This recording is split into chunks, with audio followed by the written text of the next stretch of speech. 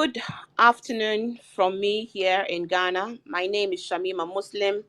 I'm a development communications specialist, gender inclusion advocate as well. And today I am happy to be moderating this conversation, what promises to be a very thought-provoking, challenging, inspiring, call to action ridden conversation between young people and people who are young at heart and who love the future of this country and who also know that they have a role to play today in securing a better future for themselves and for their generations. And for you to have joined means you are also committed to the call that we make, that the young people of this country must begin to be part of the conversation and definitely part of the solution. So once again, welcome if you have joined us from across the world.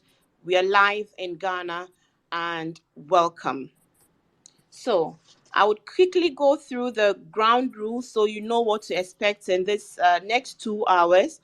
I would then have the speakers introduce themselves and briefly answer the question I asked all of you earlier by starting with I dream of a Ghana where the youth, and conclude in that statement before we begin the conversation proper. And I'll tell you why ACET is convening a Ghana Compact to ensure that truly, as part of the pillars, we secure a future for the Ghanaian youth. Okay, so basically, we're going to hear from all of our speakers. I would give a very brief background to the Ghana Compact. Perhaps at the end of the conversation, I would invite a representative of ASEC to tell us what next steps to expect in the compact development journey. Okay, and then we would have the panel conversation where I would ask direct questions to the various speakers on the space, and then would open up the space to your comments. Some of you have already started answering the question of the Ghana you dream of for its young people. I will take some of those comments, and you would also get the opportunity to speak to all of us to hear what burdens your heart as a young people or a young people watcher or an active citizen who wants to activate and amplify their own voices. And then would have another round where the speakers would respond to some of the issues that are emerging and make some more substantive comments in their second round of questions. Afterwards, we would wrap up the conversation and would summarize some of the key highlights that are emerging from the space. So that's how we hope our next 2 hours will pan out. So I would now like to invite the speakers to introduce themselves and to tell us about the Ghana they dream about for its young people. I'm going to start with Mabina. Hello, Shamima. Hi. My name is Mabina Vera Ado. I currently work with Osfam as a youth advisor on the Volunteers Cooperation Program. And my dream for Ghana, I dream a Ghana where there's equal justice for all, a Ghana where there's equal opportunity for everyone, children, women, girls, older men, older people, a Ghana where everyone can have access to the basic necessities of life, electricity, water, healthcare. That's a Ghana I dream of. Thank you, And Shamima. that's a beautiful Ghana to want to be part of. Great. Thank you, Mabina, and welcome to the space. Mona. Hi, Shamima. Yes, so my name is Mona Idrisu, and I work with ASSET, Africa Center for Economic Transformation. I work as the head for youth employment and skills. For me, I want to see a Ghana where, as Mabina said, we're not failing young people. So a Ghana that is creating an environment for young people to fully realize their potential, regardless of what they want to do with their lives. a Ghana that accepts young people for who they are, and we are not failing even right from birth. So quality maternal care for babies, for mothers, and young children all the way till they're young adults. So for me, that's the Ghana I'm looking forward to. I look forward to that Ghana, a Ghana of loamy, fertile soil where dreams can sprout to maturity. Awesome. Golda, Hi, Shamima. Good evening, everyone. My name is Golda Addo. I'm an activist and probably a serial entrepreneur, I think. Um, what I dream for the youth of Ghana is for them to be given their due, but also for them to always remember that power is never given, it's taken. Thank you. awesome. Power is contested and you must claim your space. Awesome, Golda. Thank you. Farida,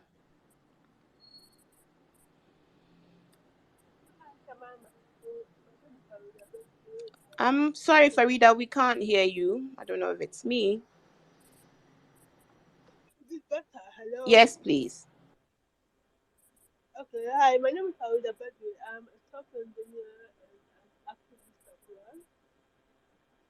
The Ghana I dream of is one where everybody gets what they are due, that what what is rightfully ours on an equity basis. So I'm not talking about policy, I'm talking about equity, which is very important, especially for those of us in the disability community. Thank you.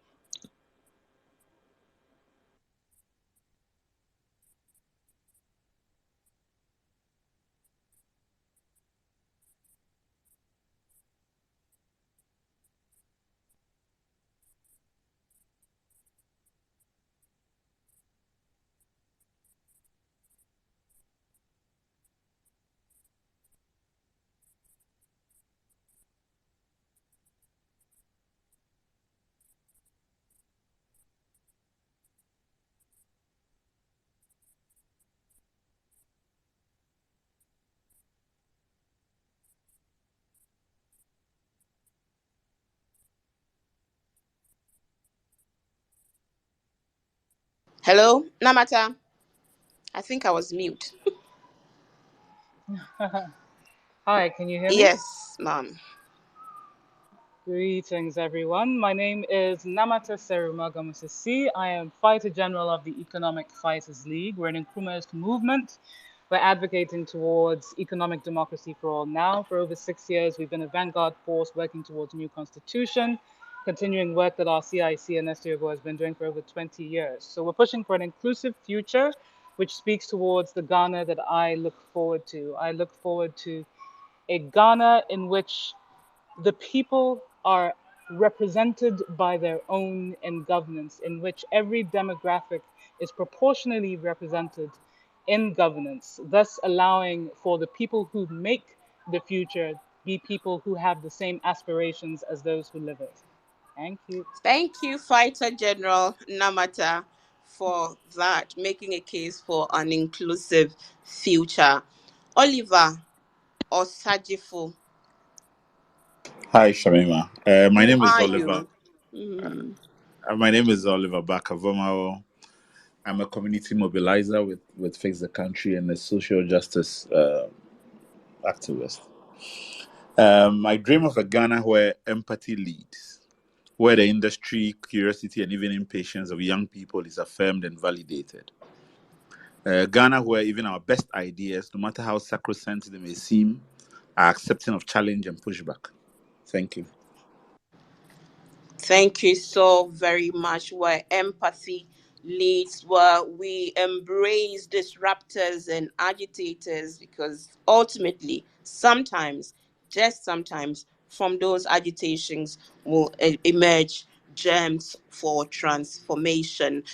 Bernard is still not joined, but I think Samuel, I can see you. Um, Samuel, who are you and what are your dreams for this country and its young? Okay. Thank you very much. So my name is Samuel Gariba, the Executive Director for Youth Without Borders. For us, or let me say for me, I just dream of a Ghana where it's not disadvantageous to be a young person between you and other people in the world. You should have the same level of knowledge, same level of advantage, same level of resources, care, and that sense of pride, the sense that you belong to a nation, just same as you can find everywhere. Thank you. Thank you so very much, Samuel, for those wonderful beginning thoughts as well.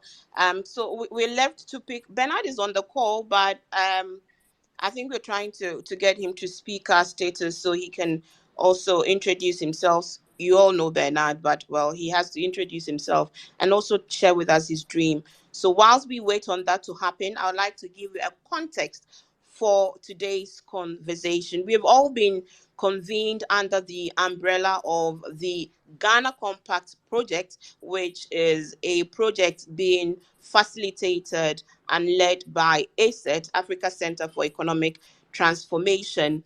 It is an initiative that seeks to set a vision for our country by outlining potential solutions for the country's biggest challenges and also identifying targets for tracking progress towards the agreed vision. And this compact was launched some time back, I think last year, and the process for consultations, various technical consultations, have been ongoing, and there have been several recommendations from key stakeholders and demographics, and the youth as a key vital, if not the most important demographic now, because of the statistics that are emerging about African youth and Ghana youth, which I will share pretty shortly. Today conversation, therefore, is to give a platform to the young people and young at heart who are worried about the current situation of our youth population to speak and to air their voices so we can hear them and include their voices in this grand vision for what might be a good document to work with. So we want to use today's program to unpack the issues and have young voices share their perspectives and ideas on how to secure the future of young people in this country. And it's against that backdrop that the compact is being introduced to us today. So, why is there a case for young people? Just this week, we know that the US Vice President visited the country and she spoke about three major things that's happening and why it is important for African leaders to be interested about the development outcomes for their young people. Apparently, 1 in 4 of the world population by 2050 is going to be an African youth. If you also look at the statistics that we have been sharing, the UN, according to its current projections, show that Africa would be home to some 4 billion people by the end of this century. Many of us may not be alive then, but this is still what is going to be happening by the end of this century, 4 billion people. And even more concerning is the fact that we would have the world's largest workforce, that is youthful population, which it's estimated will be larger than either China or India by as early as 2035. Okay, so if you look at these numbers, the rational, logical follow-up question to ask is what will be the human capital value of this youthful population? Would this population be educated? Would they have skills? Would they have experiences? Would they be contributing positively through this demographic by way of dividends? Or will this demographic become a source of political instability, insecurity, and mass migration issues and poverty? What will happen if over 1 billion young Africans be wandering the cities looking for non-existent jobs. So it is a vital, in fact, it is an emergency conversation to have if we look around us as Ghana and what is happening to the democracy across our neighboring countries, where globally there is recession in democratic gains. So that is the case. The skills, the experiences, the effort of the population, what is this is the greatest asset of any country, and that's the human capital. And we are told that 65% of global wealth is human capital. But where is the place of the African young person who has the energy, who has longevity in terms of career length, who needs the opportunity to build this knowledge, to acquire these skills so they can make meaningful contributions? What are the policies of our national governments?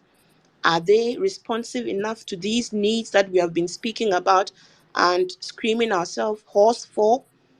What are the emergency and urgent steps that are required? And what will we do as young people to ensure that our needs are met? Because as Golda tells us, power is a contested space. We can't fold our hands and sit back and expect those who will not be alive to reap the seeds, what the fruits of the seeds they are sowing today in the tomorrow that they may not be part of. So we want this to be a frank conversation between us as young people, and beyond the conversation, that we'll be able to mobilize ourselves to demand better and to act for the change to happen. So that is by way of context to today's conversation, and we're starting straight away with my speakers. I'm going to start with Mona Idrisu.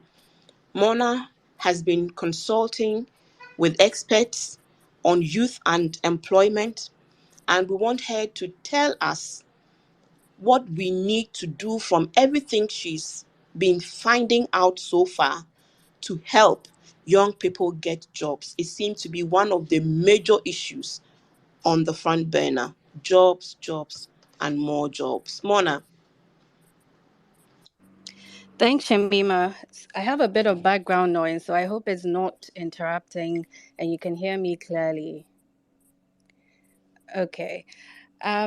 So yes, thanks for the context, Shemima. And to add to that, our education systems are failing our young people. And this is not just Ghana, but today we're going to limit it to talking about the case of Ghana.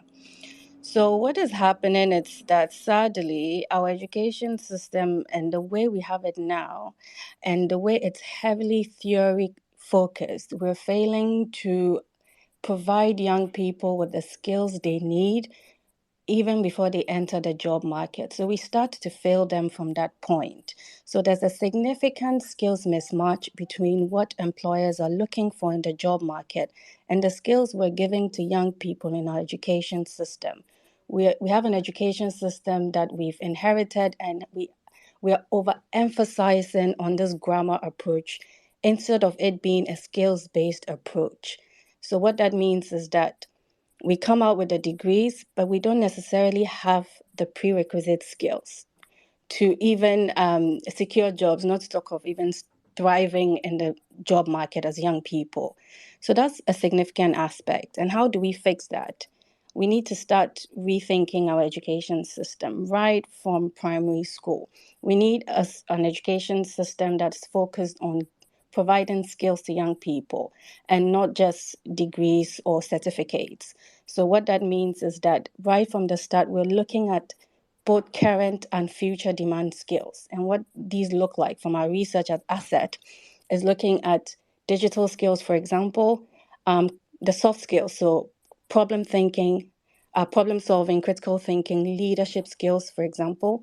And that cuts across, so that it doesn't matter whether you're studying medicine, you want to be a teacher, you're still going to need some of these very fundamental skills. And then we need to increasingly encourage our young people to be going into technical and vocational um, career pathways, so even in schools. And we know that historically, TVET has been seen as where you go when you don't qualify into grammar secondary school, for example. And so it's that stepchild of our education system. But if you look at it, and again, I'm going back to our research at Asset, a recently published study, we have an over demand of jobs that are the kind of jobs that are coming out of TVET, and an undersupply. So there's a gap. There's more demand than supply. And it's vice versa for the kind of skills that are coming out of our grammar education system. So there's an oversupply of certain careers and those studying certain courses. So, what we need to do is to be shifting our attention and investing more in the TVET area, encouraging young people to take up careers in TVET because, again, the jobs are out there in the TVET space more so than the other spaces. And then we need to be bridging the information gap because for some young people, they don't even know where to start. You hear a lot of experts saying, "Oh, there are jobs in the system, and we're importing labor from India. We're importing labor. We see the expats community growing in country, but it's also because there isn't that information flow. So again, we're advocating for job centers, for example. It could be online, it could be brick and mortar, where young people are able to access information on where the jobs are now and future jobs. And then finally, it's also about, so this is a caution for me when we talk about creating jobs for young people. Recently, we see mass shipping of entrepreneurship as the go-to and end of it all for young people. And the caution here is that we're looking, we're seeing that this approach is becoming one where we are putting the onus of job creation back to young people. So what we're doing with that is that we're going back and putting the onus of having a job back to young people, not just create a job for yourself, but create it for other young people as Is well. that bad? So not necessarily, but not everyone is cut out to be an entrepreneur, and that's not necessarily a bad thing. I always laugh about myself personally. I always say, I'm a 9 to 5er. My mom is an entrepreneur. She's been a market woman all her life. But if you give me a business to run right now, Shamima, chances are that I'll run it down in a year. But we are seeing a trend where we're preaching entrepreneurship as the solution for everything. There's a space for entrepreneurship, which is great, but what we need is to embed entrepreneurship skills in our education system, so that by the time I'm done with secondary education, I've already been exposed to some of the fundamental skills required for an entrepreneur. I can then decide whether this is for me or not. What we're doing right now is that people are coming out, and because we don't have jobs, we're having all these entrepreneurship trainings that are being run. And then sometimes young people given seed money, sometimes very little, and then you go off and you're told to go and flourish, go and thrive, sometimes without even creating the enabling environment for young entrepreneurs to thrive. So we just set them free and say, go be great, which then sometimes is a recipe for failure. So what I'm saying is that we embed that in our education system, in our curriculum, so that that is tackled there. A young person comes out, they already know that, okay, I've had a taste of some of these, I've been exposed to some of these entrepreneurship skills, and it's not for me, or I think that this is how I'm going to go about it. So that's Very well. that's the coming to. Thank you for Yes. setting the tone well enough. So that's Mona Idrisu there making a case for rethinking our education, skills, not degree or certificate as the focus, and really promoting TVET where people are creating with their skills.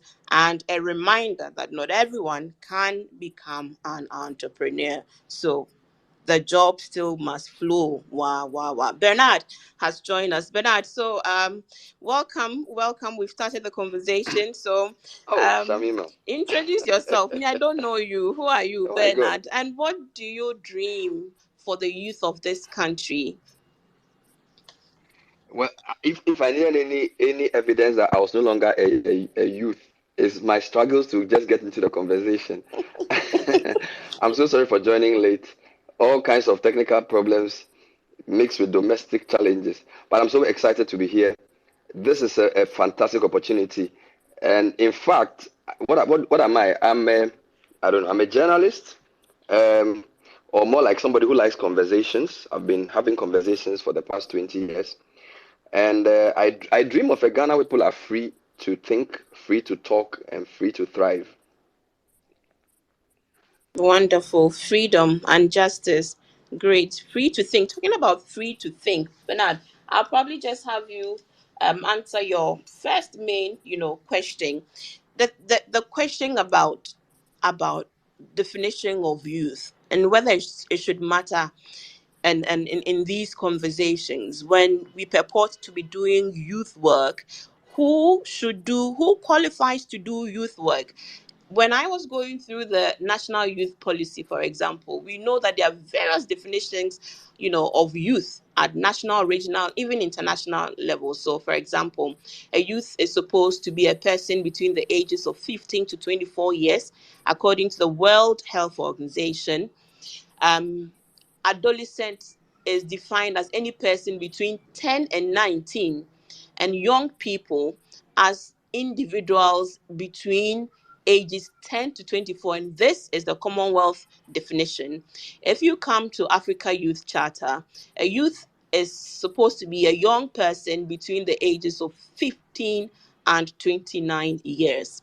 And in Ghana's Children's Act, youth or young people are referred to as people between the ages of 15 to 35 years, and that a child is a person below the age of 18 years. So you may still be a youth, 15 to 35, and you're still a child if you're below 18 years. Here we are, the reality of this, our country, and many other African countries, that you'll be 40 years and you're still living in your parents' house. You're probably not employed. So in this case, who is a youth? Should definitions matter when we are doing youth work and advocacy? Wow, Shamima, thanks for the question. I guess it depends on who's doing the definition. Um, the average Ghanaian is 21 years old based on the population census. So for me, the youth, the group that has the greatest skin in the game when it comes to the future of the country and the world. I think all the definitions you give about youth, the focus was possibly to try and just exclude young people from decision making. So they are like, oh, 15 to 24, you are not yet mature.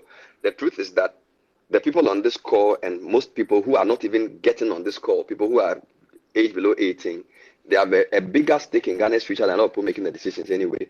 So for me, I think youth should be defined more by what stake do you have in the future, and the highest, the more length of time arguably you have in Ghana's future, the more skin you must have in the game. You get my point. So who should do youth work? The person who's doing it in the interest of the future, not in the interest of the now or in the interest of the past.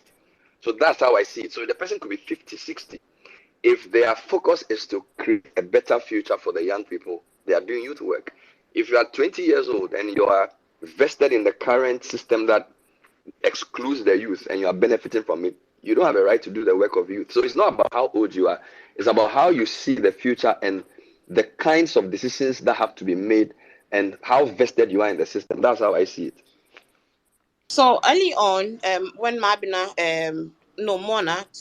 was telling us that there is a vital skills gap and there's a disconnect between what we are teaching young people who are coming out from our educational institutions and what industry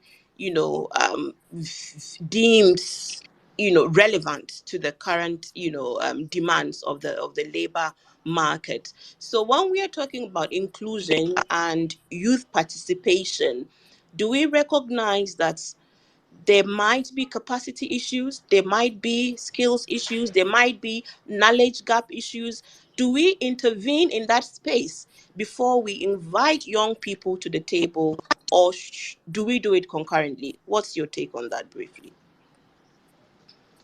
I think the latter more than the former. One of my friends says you can walk and chew gum. I've learned in my short life that if you try to finish something before you start the next logical one, you can never do it. And we're always juggling, right? So for me, whilst you educate the youth, whilst you train them with the skills, yes, they will make mistakes. I mean, if you look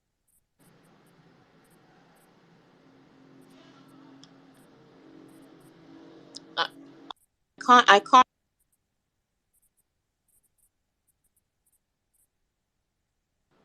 I can't seem to hear Bernard again. Am I the only one? Give me a thumbs up if you're not also hearing Bernard. Okay, so I think we lost Bernard, and we'll try to. So Kojo, do the magic behind the screen. I'm bringing Oliver into the conversation, in whilst we wait to get Bernard back. Oliver, I mean, for me, what I see of your profile when you zoomed into the Ghanaian youth space and, you know, led this massive mobilization around, doing active citizenship differently with energy, challenging what I call, disrupting and agitating for the change that you want to see. I want to bring you in on the conversation now. I wanted to ask you a question about one of the major things that you think needs to be done in order that we can even have a semblance of a foundation that will, push this country forward in terms of its youth agenda, but generally it's progress as well.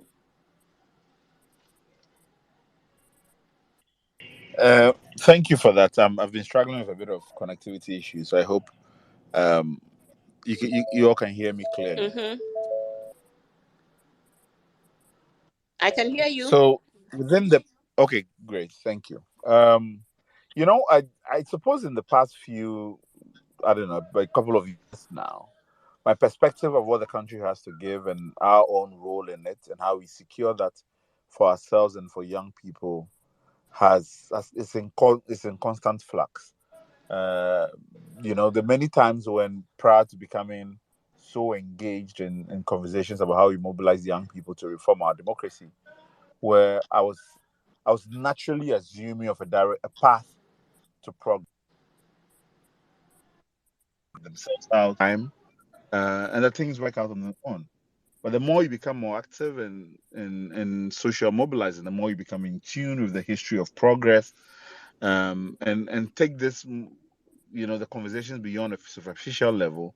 You realize the role that young people have played in many other democracies around the world, but in different societies, to forge a society of our own making. And when I think about Ghana and I reflect upon it, I don't think that every country or different countries have a particular set ways in which they move about or move society ahead. What I find that is that in every society which has not been able to move ahead in any particular direction, it is often a case that young people and the energies of young people are not sufficiently harnessed in every aspect of national life in order to be able to advance society and move society in different directions. So when I think about Ghana and I think about the options that we have going forward, the ways in which we can be intentional about platforming young people, about seeding the space for them. We live in a country where there's so many people, even in the civil service, who are fond of changing years as they get closer to retirement.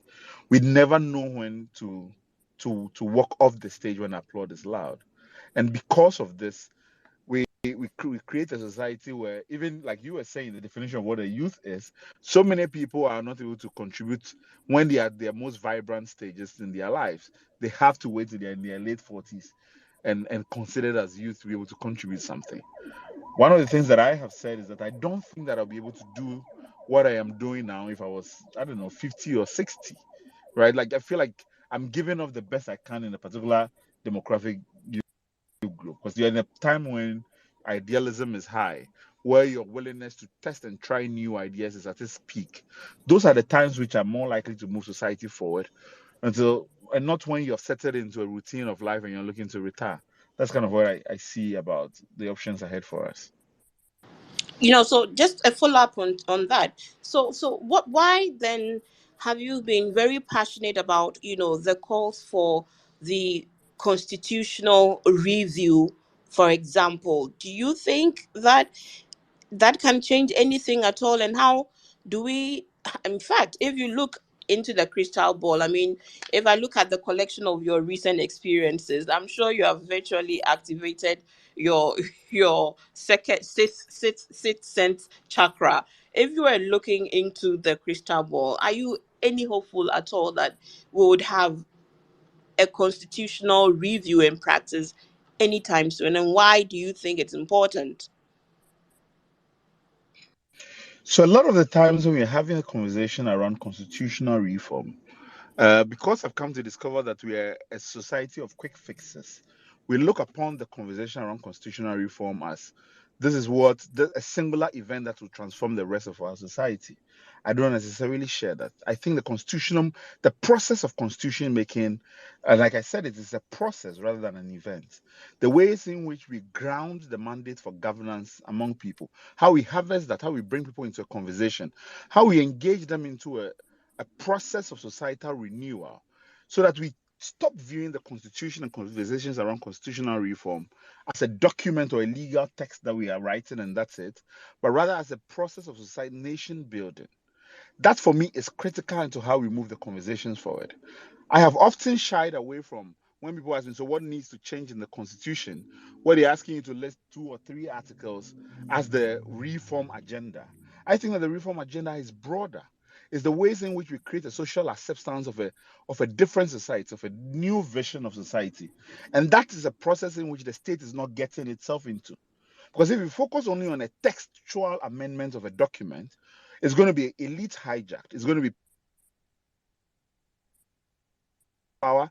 It's going to be the church, which is we're seeing a return, and we are seeing conservative Christian or fundamental Christianity now taking the reins in a lot of social conversations. That I think the process has to be much more involving. We have to be community engaged, the social mobilization. Wow, network is in our best ally this afternoon. Thinking about Oliver, we missed your okay, last I just bits, heard. but so you just hold on. When I come back to you in the second round, you can, start off from there in terms of, how how you think the process ought to work. If Bernard can hear me, just so you wrap up on that thought you were on before your line dropped, then I'll move on to Mabina. If you have just joined, today we are having a conversation on building a secure future for the Ghanaian youth. We are being convened by the Ghana Compact Project, which is a project under the auspices of ACET, the Africa Center for Economic Transformation. They are building a compact that would be a vision for our nation, which will outline solutions for our country's biggest challenges and also identify various targets. So, as we just buy some time to get our colleagues to join us before we continue the conversation, let me also say that it's become imperative for such a compact because Ghana's democracy is under stress as well as so many other places. There is lack of trust in public institutions and officials and leaders as a result of widespread corruption and patronage and lack of judicial independence. So we are hoping that with election in our horizon, 2024 election in our horizon, there's a need for Ghana to chart a better path, one that does not involve divisive campaigns which are lacking substance or choice and leading to a winner takes all election, which often is also followed by limited economic progress and unsustainable governance. So the compact is to get all various stakeholders together over the past 12 years. There's been 12 months. There have been various consultations with wide cross section of the Ghanaian populace, from civil society groups to Ghana Association of Industries, Youth Influencers, TUC, so very many more. I think we have a respectable number to continue. Bernard, if you're on, I was on to you before we dropped. So you were basically telling us before you went off the first time that we can walk and chew gum, and that we can focus on building the capacities and the skills, and life knowledge is ongoing, so lifelong learning for young people to acquire necessary skills, whilst we also intervene in expanding opportunities. Did you want to wrap up on that before I ask your specific question? Hello, Bernard.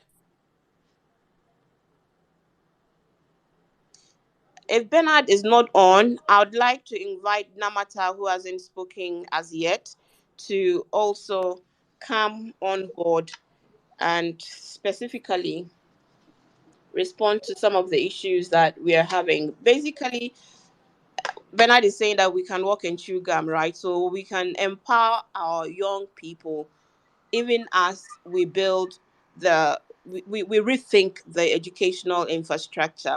So the question is, how do we do this? How do we empower the youth to advocate for what matters to them and to see themselves as key stakeholders in these conversations, and as something that should be done with them and not for them? Thank you, Shamima. I think in order for us to sort of understand how we as young people can empower ourselves, it's important that we also understand how we came to be marginalized in the first place, right? And I'm going to use a term that people don't like to hear, but at the root of all of this is class struggle. And this is a term that's often shared without context or explanation, so it sort of renders it meaningless. Hi, can you hear me? Yes, I can. So it renders it. Okay, great. So the phrase gets rendered meaningless because people don't sort of engage what it means. And this is dangerous because it's at the core of everything we're dealing with. To put it very simply, class struggle is a struggle for power. Who has power over resources, access, platforms, whose voice is heard, and so on. So the class divisions and differences that we see and that we experience in society, whether they're framed around age or gender, political party, I don't know, ethnic group, and so on, high school even, all of these differences tend to be weaponized by one group against another in an attempt to secure power, specifically a kind of power that is expressed by overpowering another. So this power relationship gets normalized in our society. We call elders senior, for example. We make generalizations about ethnic groups. We accept situations or conditions that oppress others. As long as it's not impacting us. And one of the major structural ways in which our society has enforced these class disparities is through the upholding of the 1992 Constitution. This is a document for which, for all intents and purposes, establishes and maintains unjust class divisions, right? It holds indemnity clauses, which essentially tell us that there are some members of society who are above the law, right? It also makes an exclusive process out of our attempt at democracy, right? The first past the post system, you referenced this before, but with the first past the post system, what ends up happening is only those who win the elections are really represented, and this is in a nation which has monetized electoral processes, meaning whoever has spent more is the one who wins.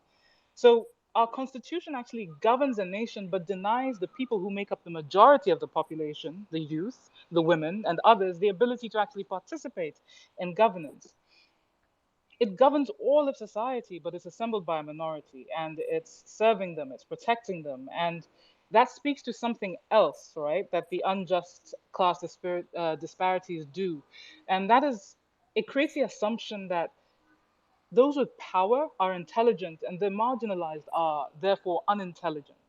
So we find that those who are allowed to speak of the issues that we are facing in the spaces that matter are often people who have prefixes on their names. So we're dealing with honorables and doctors and professors and counsels and, again, the informal senior.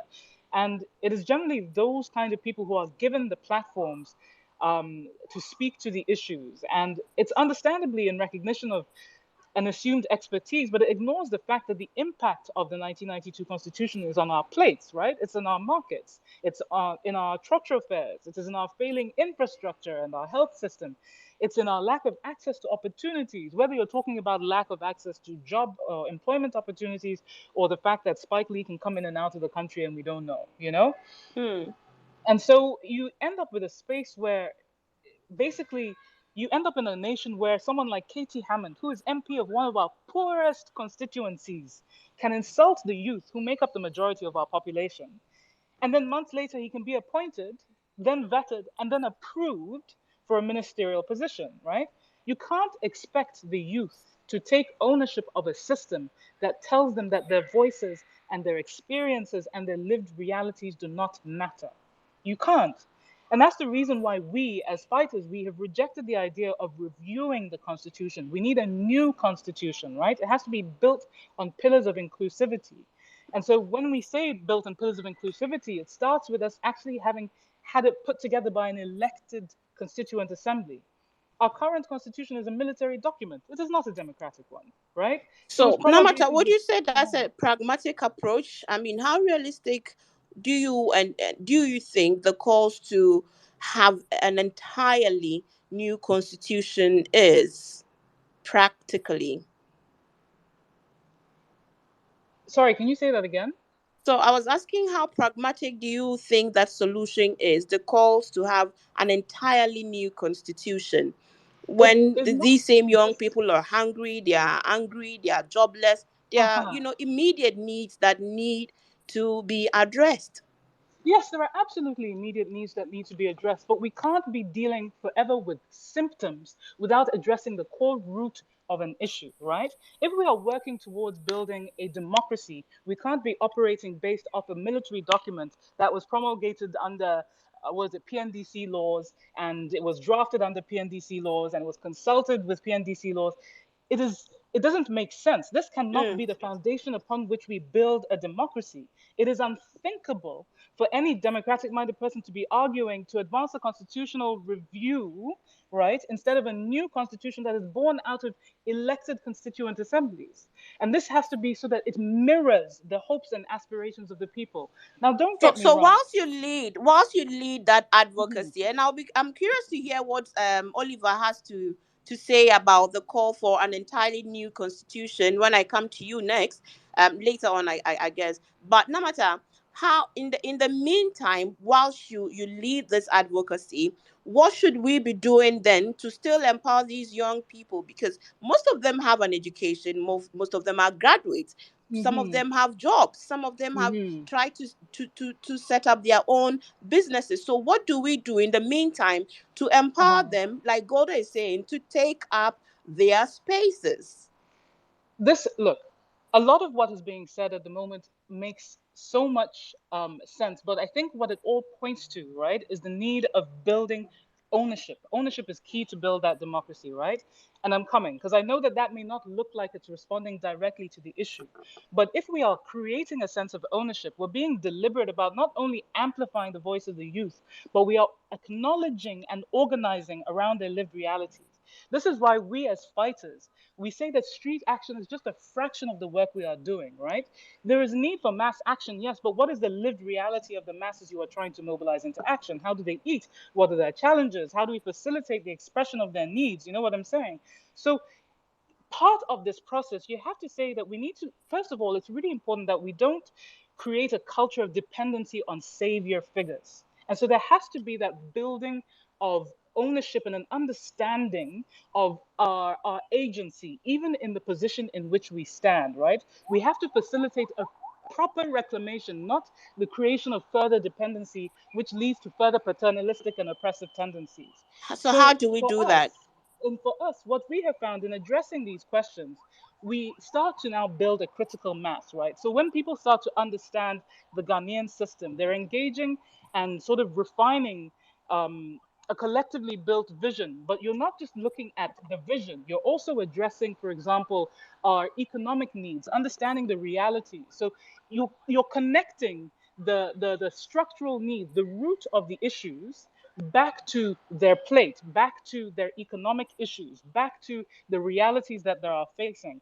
And when that happens, and this is our experience, the youth not only start to take ownership, they then empower themselves. We also have to be careful about the language we often use, because without realizing it, we can sort of become paternalistic ourselves, saying, oh, we Mm-hmm. shall give them this. We shall no, like Golda said, we have to take power for ourselves. Mm-hmm. Ownership is critical. And this is not just theory. The lack of ownership that we're Legitimate dealing with power right or now. illegitimate power? When we speak about taking power, what are Power, we referencing?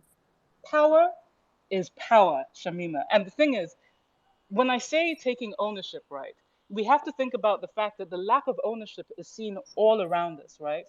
Our current system has promoted the marginalization of the masses. This is something that both MPP and the NDC both know and protect. And so, with the first past the post system, what ends up happening is that the majority of people are actually not represented in electoral politics. And so, what ends up happening is that the people, the minority who have then taken the political power from the people, are able to claim an entire nation. And as a result of that, many of our youth, and I'm sure many of us in this space here, stay away from mainstream politics. They don't want to engage an exclusive system. They don't want to engage the rot that they're seeing in it. And so our civic engagement is then reduced to like a vote every 4 years, right? Mm, And so the people are deprived of real choice. They're dealing with this pendulum, right? Going back and forth between two parties who have proved time and time again that their interest is not the people. And every time I say that their interest is not the people, people say, "Oh, that's an extreme statement." No, it is not. In the right. last constitutional review, the TUC recommended that ex gratia be extended to all workers or be scrapped, right? The same Mr. Mahama, who is now promising to re-review an already reviewed constitution, shelved it. Same thing happened when district assembly elections were coming up, and Akufo-Addo was trying to now make it a partisan thing. And then they realized that if it went to referendum, there would be a massive rejection. So again, Mm, the people are denied their power, and the system is engineered to benefit the few. And so, in the same way that Bernard was saying that you can, I think he said chew gum and walk at the same time, we mm, have to think of it in those terms, because a system that renders the people powerless, we have to ask ourselves, can it be called a democracy?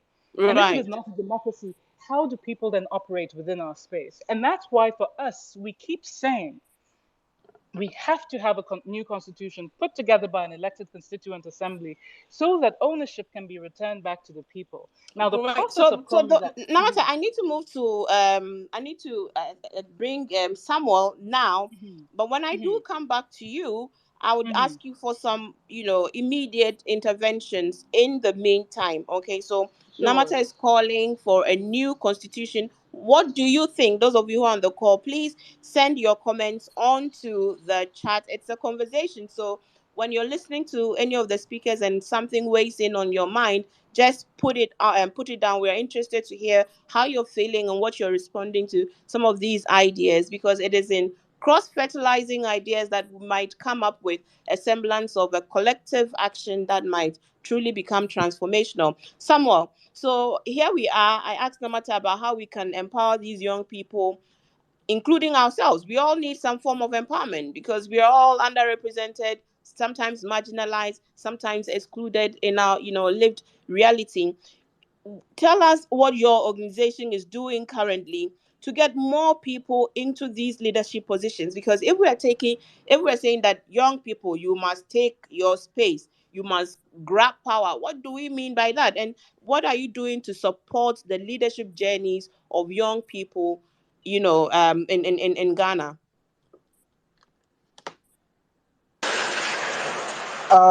Thank you very much. But unfortunately, it started raining here, so I don't know if you are hearing the background noise. It's just, Just I don't know. Just amplify your voice. okay. All right. Thank you very much. So, when it comes to Youth Without Borders, since our establishment, we've had quite a number of activities we put in place to ensure that young people are well represented in decision making. But that's one of our main goals, to ensure that young people have the opportunity to participate in decision making when it comes to politics, economic issues, or anything that affects young people. So somewhere in 2016, even before the 2016 elections, we were rooting for a separate ministry for young people. We know that the youth and sports ministry is put together to for some time now. But the problem is that a lot of the budget allocated to that ministry goes to sports. I mean, when we look at the budget that goes into one tournament for Ghana, it's quite able to do a whole project for young people in the whole of the country. And so we realize that when we continue to put these two sectors together, the young people are the ones who always suffer for it. They don't always have the opportunity or the power to ensure that they have enough resources from the ministry. So we're rooting for this, but actually we were met with some strong opposition from the political figures as to whether or not that will be done. But we are still not relenting. We believe that there should be the ministry for youth should be separate from the ministry for sports. And so when that happens, we now know that we are able to I mean, we are able to advocate very well. We can now engage the ministry. Nothing else is engaging that ministry. And so we know young people can put ourselves together and now engage the ministry and know what we want. We believe in skills training. I mean, one of the key things that I remember when we met some of the political agencies, one man said that, oh, but the young people who want to have separate ministry, they are the same people who enjoy sports. They are the ones who jump and then they roll and all. That's when the players score goals. So what is your problem? And then we told them that, when a young person is excited by a goal scored on the pitch, that is not empowerment. No, it is the excitement a young person would do if any other thing, happens to them. It is not Including empowerment. adults, they also jump when their team score De- Definitely, but to them, and the act young like people. babies when they lose. Sure, but that is a benefit to young people because they get excited by it. And so you could see that the kind of energy that is put into sports is not the same energy that goes into young people when it comes to skills training and the rest. So, Now, so, the so national. specifically on the matter of leadership and Mm. youth, what are the needed interventions in that area? Because obviously resources will be one of them, but beyond resources, what are the softer issues that you think would stand younger candidates in good stead to perhaps maybe win elected positions or others, or Yes, even in so corporate? you see, at the local level, we have the local elections, and then we have for instance, we have the unit committee, we have the assembly members, we have a lot of processes at the local level which young people will participate. So, in as much as we engage the political leadership to at the policy level to ensure that they make the space, we equally encourage young people that when you are at the local level, that is where everything starts from. I mean, if you don't have the experience or you've not had the opportunity to engage at the national level, start from the local level. We want to ensure that you can participate in district assembly elections. There's the medium-term development plans by the assemblies. There is also fee fixing resolutions, a whole lot of things that happen at the local level, which young people can start from. So start building capacity from there. And then we believe that at the regional and then international levels, things like the African Union Youth Volunteer Corps are things that government should ensure that there's a very good representation for young people in Ghana. Because for us as young people, when we had the opportunity, we were able to, recommend about 5 people who got on board the project, and today they are in various countries working. And if we as a youth group is able to do this when we had the opportunity, we believe that the government, and let's say national authority, can do more than that. There should be Mm, that deliberate policy, forging that alliance with these institutions. I know ECOWAS also has a volunteer program, UN has a volunteer program. Can we have the state agencies responsible for youth development? Forging that kind of alliance, working with them, and right. ensuring that at every time when there's new recruitment, there can be that announcement. I was quite excited when I saw the Ministry of Foreign Affairs always announcing opportunities at the international level. It's one of the best initiatives they have done. At least it gives every young person that, even if not a young person, it gives the Ghanaian that opportunity to also have the information that there's an opportunity somewhere to go for Mm-hmm. it. So I think that government should put a lot of energy, both at the international level, some of the opportunities that are there, and then at the Mm-hmm. local level. For us as young people, I know a lot of young people are on this call. We should take that interest right from the local level, know what goes into local government, and then you can build yourself from there. Thank you, Samuel. I mean, I think you speak, you reference specifically if we're, encouraging young people into political leadership, but also to expand our minds beyond political leadership. There are so many other, ways we can, rise to leadership in our society, whether it's community, whether it's church or our mosques. It is all spaces to build, but just to be willing to embrace that responsibility. So much as we're also speaking about interventions from the external, what should be the expectations from these young people? Mabina, I'm going to come to you because you also do work a lot with young people. As they come to you and share some of their challenges, what do you find should be our expectations too of them? Because sometimes we must also be assertive in our demand for the things that we want, isn't it? Yes, it is, Shamima. I think that it for me the way we can approach this is I would say three ways we can use to fix this. That one is directed towards the government, what the government can do, and then what the public can do. When I say public, CSOs, organizations, individuals, adults. This is a partnership that we need to build. And Shamima, you spoke about the numbers of young people that we have. So if you look at the chunk of our population being under 25 and youthful, it means that the only smart way for the country to develop its potentials of the young people is intentionality. We have to be intentional. We have to be deliberate about wanting to make sure that young people are included in this. And another aspect, or the final one I'll say, is the young people themselves. I think that most of them are ready to serve. You can see the energy, the passion, and the commitment. Most of you find a lot of volunteers in this part of our world, all young people. So most of them out of school, in school, skilled, unskilled, and they are willing to do something. But again, the issue is that when we say youth, we also have to understand that the Ghanaian youth is not homogeneous group. We have to recognize the diversity. We have to recognize the issue about intersectionality, because we define youth as person between the ages from 15 to 35. It means that the issues that affect a person under 18 uh, is different from a young person who is between 30 or even 25 to 35. So if we are deliberate, then it means that we have to be sure what affects which young people at what point.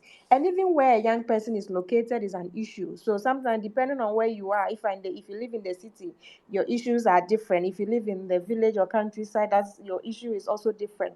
And even when you are, the gender is also another component that comes up. So I interact with a lot of young people, and issues that affect males are sometimes different from what affects young women as well. So if we do not have this disaggregated way of intervention, and then we look at one fits all, then we are losing it. That is why for over the years we've had a lot of youth intervention, but we still have a long way to go, because we are doing the um one fits all approach, such that we think that when we say young people, this is what we are going, this is for young people, this is for the youth, let's invite the youth. But it goes beyond just saying the youth. We have different groups of youth. If you are skilled, if you have education, that's different. If you have skill, if you are out of school, that's also another thing. So what do we do about young people who do not have skills at all? Some people who are out of school. So there are a lot of issues that come when you interact with a lot.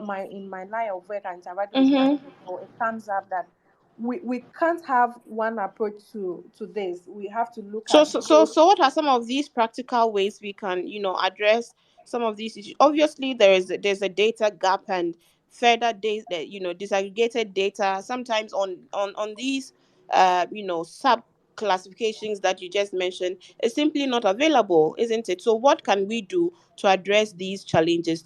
to be able to truly build inclusive, societies. Right. So yeah, maybe you mentioned the first one. Maybe that's something we can get. Ghana Sascar Service is doing well now. Their data, if we can have more disaggregated data on in terms of the national Ghana Sascar Service on the government level, and for others, for civil society, what we can do is to continue to strengthen the capacity of young people. Education is important. Soft skills. We need to build confidence of young people and giving them opportunity. Mentorship is something that is important. Most young people you interact with them are lack direction. They are looking for someone to talk to. They have issues. They do not know where do we go. Those are in school can have access to counseling, guidance and counseling units. But what about those out of school? Who do they talk to when there's an issue? So mentorship is something we have to pick it up. We need to ensure that we give them spaces, and you mentioned it rightly, not just the political space. We can't just want them to be in politics if we have not been deliberate to build them, even from our schools, for young people to understand that leadership is not just for the males, but for females as well. And so we have some of our youth, our partners with Oxfam, started a whole campaign about making sure that in our schools, when you talk about the school prefect, it's not the male, and Mm-hmm. then they will have the girls prefect. So even at that level, to ensure that young people know, children know that they have a responsibility to serve their country, and then the issue of patriotism will come in. So we don't think that leadership is for some people, and then we leave it waiting for others who are interested in politics or leadership to go into. But wherever you are, you have your own commitment to do, and we are building the agency of young people themselves, the mindset, the change of mindset to do the right thing when no one is watching, building their own integrity, and also to join movement. We encourage a lot of young people to join movement, to join groups. There's strength in numbers, there's strength in that, building so that we don't do a lot of we don't duplicate effort when we're able to come together for action.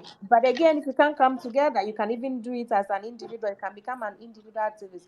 The use of social media, we've seen uh, a young person who decided to go on one man demonstration to use a placard to say let's open UGMC, and it worked. So we think that we've seen individuals who are committed to a cause, and so we call on a lot of young people to Mm. look around them and see what is wrong in their community, what can they do to contribute to the society, as we work on ensuring that government has just early this year, government launched the national youth policy, and a lot of strategies been outlined that we can follow this and see how we can ensure that young people have a place in our governance structure, not just in governance, in economic, in education, in Mm-hmm. a lot of limited opportunities for them out of school. And we have to be deliberate, Shamima. If we are not Yes. deliberate, this thing can't work, and we have to No. recognize that we have a gap. And young people, for me, my interaction and my work with young people, they are so ready to contribute. They have solutions, they know all what is happening in this country, and they have their own ideas. So it's up to us also not to see young people, especially sometimes when you say young people, we associate young people to inexperience. Um, Youthful exuberance. yes, and so that's how we we associate young people. But we have to change the narrative to say that hey, now due to technology, due to the internet, we have access to a lot Uh-huh. of information, creativity, innovation. Young people are doing so much, and if we are not able to harness this, we kind of lose them, and a lot of them are frustrated in the system now. So Yes. it's that's what So I there's a bigger conversation, and I think that the issue about development financing, and it's a specific question I think I have down for Bernard. I mean, how do we finance these, interventions, and how does our economy? How do we build an economy that supports? Because when I also scan social media, and I see a lot of these young entrepreneurs and the testimonies they are giving about their sleeplessness and the challenges, the frustration the system itself gives to them, they seem to be advising people that if you know you're not made of sterner stuff, just don't venture. I think that's a point that Mona was also ascribing to, that in our quest to try to, open and discover the creative juices of for young people to thrive, we shouldn't think or encourage that everybody can be an entrepreneur. So thank you for that input. And I think Oliver makes an important point about empathy when we are dealing with young people, and not to look down upon them in disdain for some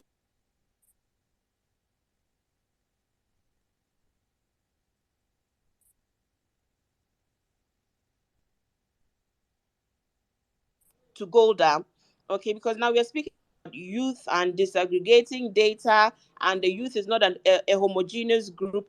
But Golda, that is definitely true, because I want you to focus on women, the peculiar issues of women and underrepresentation of women, and in your work that you do with She Aid, how are we to help get more women into positions of leadership? And this month we've been celebrating women. It's International Women's Month. Women's International Women's Day was 8th March.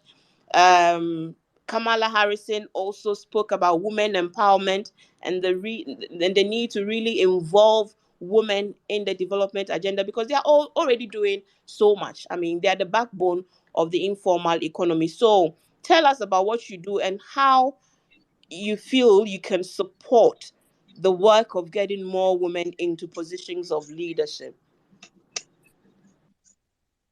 Thank you, Shamima. I I think when it comes to getting more women and girls into spaces of representation and leadership, we already know the answer. Women are already occupying all the most sensitive positions in our society. They give birth to our children. They run our kitchens. They run the bedrooms. They are quite um, critical to the state of people's well-being and emotions from the homes, and particularly in spaces where people expect empathy. And all these are the very foundation of the health of any society, and the transformation of any society or country. But the situation right now is, much as women occupy all these spaces, most of them do not consider those spaces and the occupation of those spaces as being in leadership, because there's a high level of not being heard. There's a high level of constantly having to fight to put in opinions in the situation. There's always a regular situation of, much as I'm doing majority of the caretaking, how is it being appreciated and recognized? Which means that a lot of them get, eventually, we get confused about our power and our identity.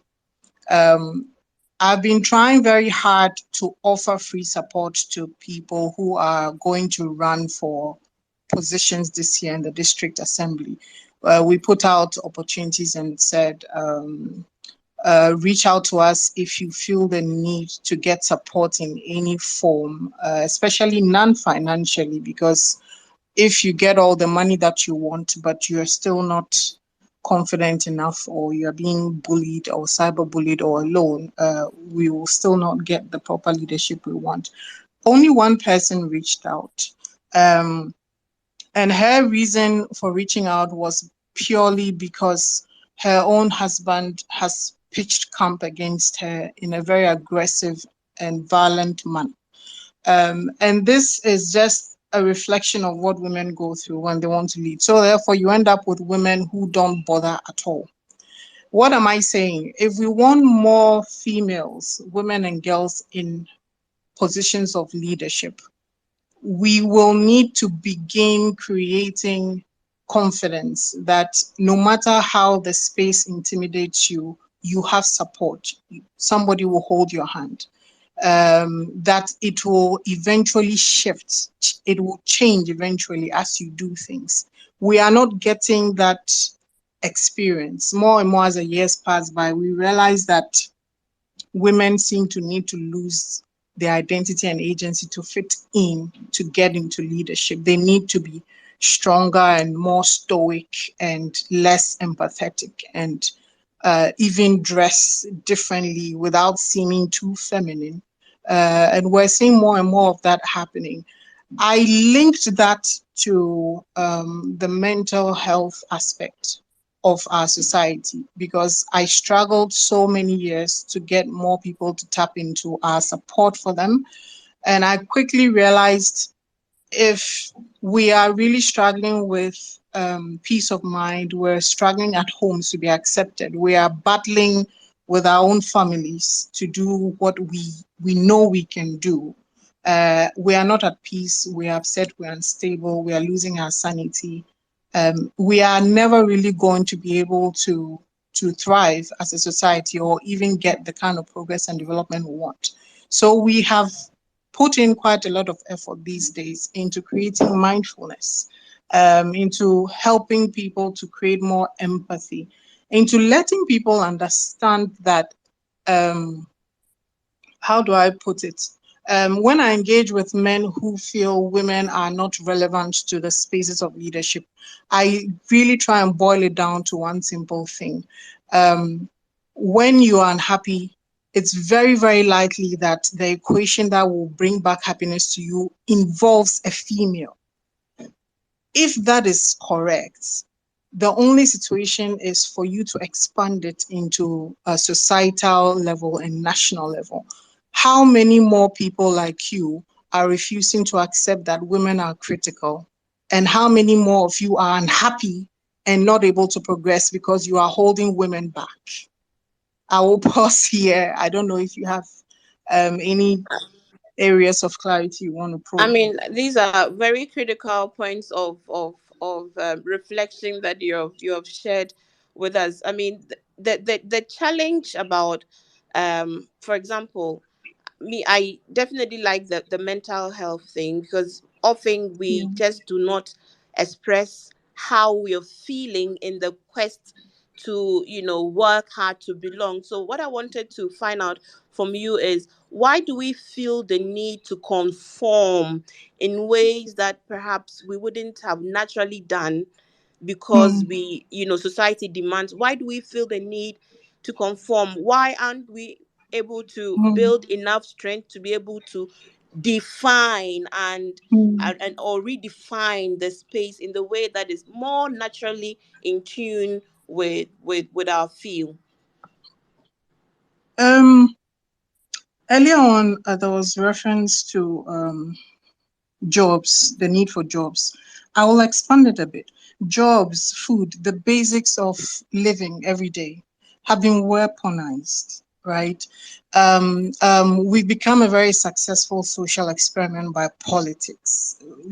Politicians have weaponized our feeding, our sources of income, and even the basic decency within which we deserve to live. And they have done that by twisting the law to appear to be a law, which is actually not acceptable. And they have used it to build a war of politics. So, when it goes on like this, people have to, the first concern is, how do I survive in order to even act out that dream and that intention that I have to lead and change the space I'm in? If I have to struggle through earning an income and feeding myself and my family and taking care of myself and getting a decent place to stay, by the time I'm done, I'm too tired and too old to even bother to represent. So we are getting people who are conforming not because they want to, but they are being deprived of their choices. Whenever people talk about the law, I keep saying the law is made by man, okay? And when you go back, I'll take you back just slightly. There's this very important quote about law that I always love to bring up. And it says, true law is right reason in agreement with nature. Okay. It summons to duty by its commands and averts from wrongdoing by its prohibitions. Law is supposed to protect and nurture and develop. It's not supposed to restrain, imprison, deprive. and lock people in injustice. So when you talk about law, in actual fact, you've built a space of crime and you've put legal terms to cover and capture it and lock it down and make people afraid to combat it, to hit against it because you declared it as law, but it's not law. And so the conformity we are in is forced.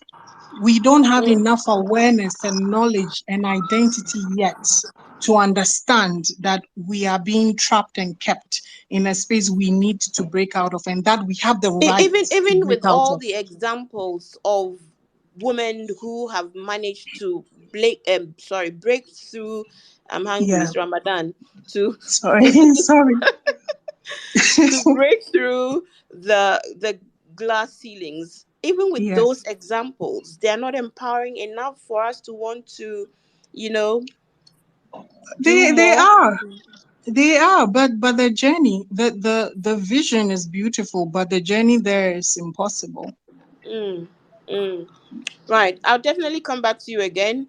Let me bring someone I've admired for so long in. So we've espoused all these challenges and opportunities, but for some groups who are further marginalized by their peculiarities, like disabilities, like their minority groups, like there are some, specific marginalized groups, the journey can even be more harrowing. So when they are able to cut through the difficulty and rise above their own, limitations, then you know that they are made of really strong stuff. So I want to invite Farida Bedway in now to tell us about her journey to becoming a software engineer and to reflect on that journey with us, especially with some of the challenges you have faced, Farida, and the advice you would give to other young people who you might consider even more abled in terms of mobility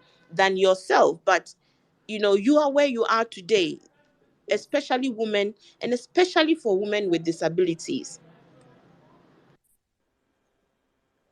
Thank you, Shamima. I hope you can hear me. Yes, I can. I like to start with following up or what just left off. I mean, you asked that. I mean, isn't and isn't the fact that there are people who have done it inspirational enough for somebody to realize that they can do it.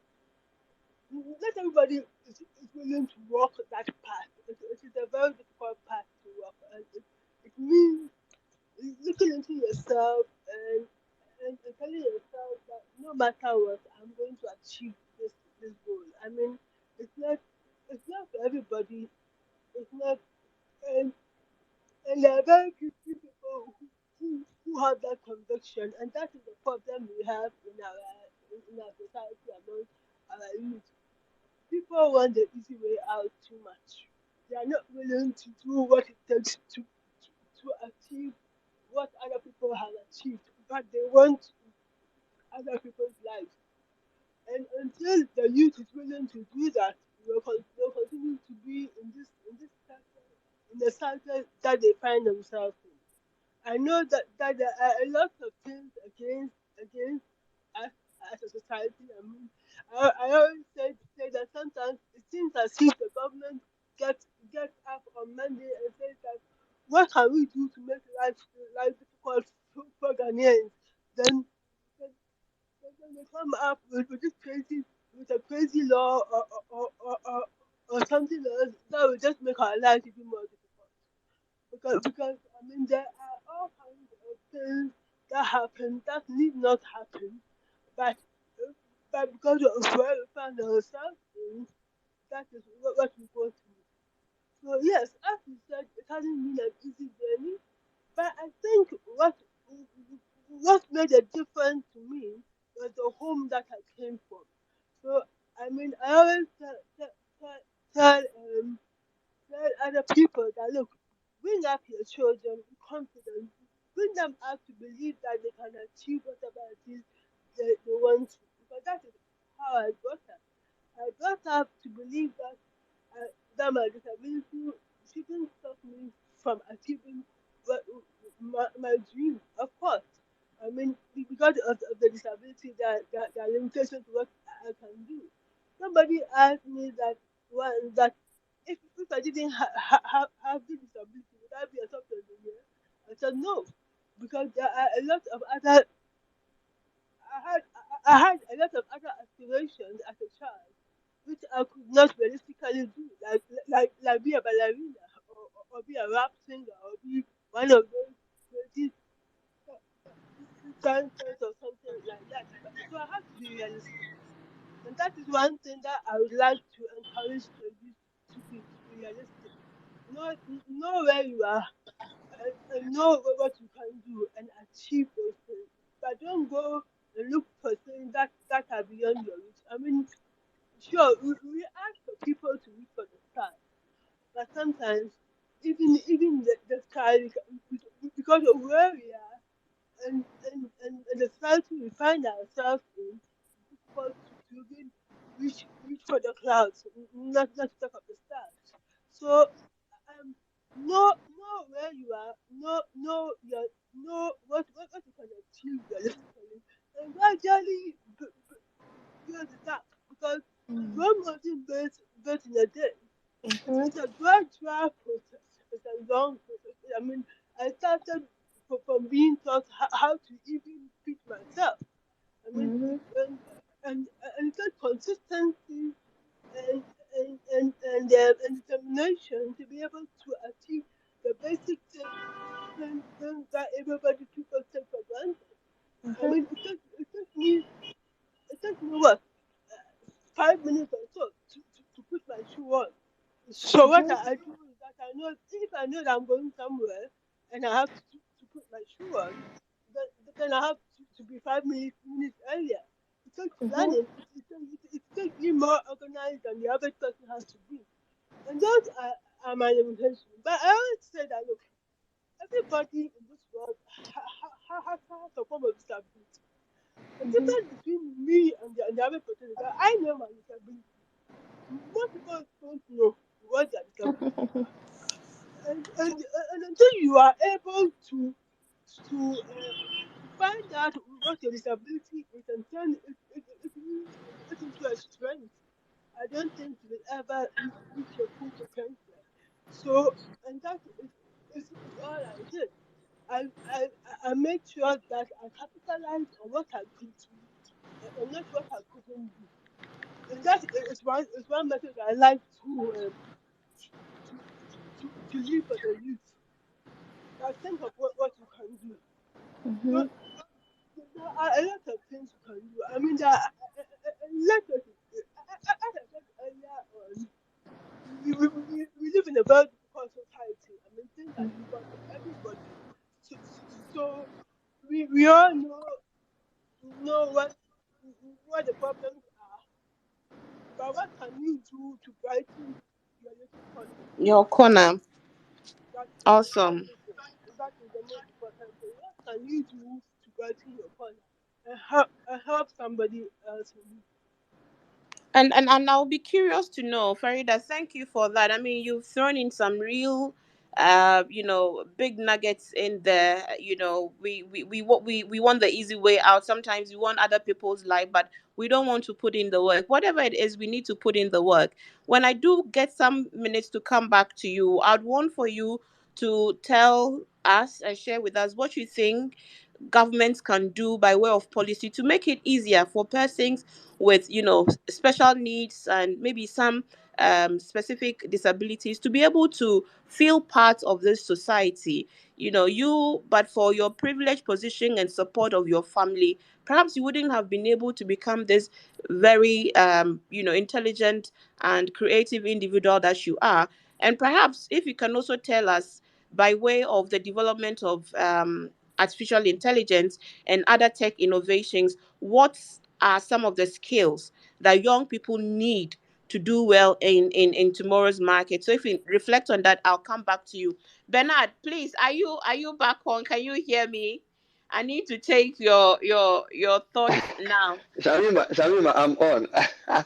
That's Oh wonderful. So my the question God. I wanted to ask you, all of these things that we're talking about have Mhm. bearing on the public purse and the Yes. right kinds of in investments. And this morning, I think I saw on Bright Simon's page a question about why industrial policies fail in Ghana over the years. So the question also is to reflect on our development financing models and the fact that we don't seem to be able to get out of the vicious cycle of what I say, appears to be like a cycle of non-transformative indebtedness. We are back to the IMF again for another bailout. What, in your mind, are the top three things we need to do to solve our financial troubles once and for all, if we can?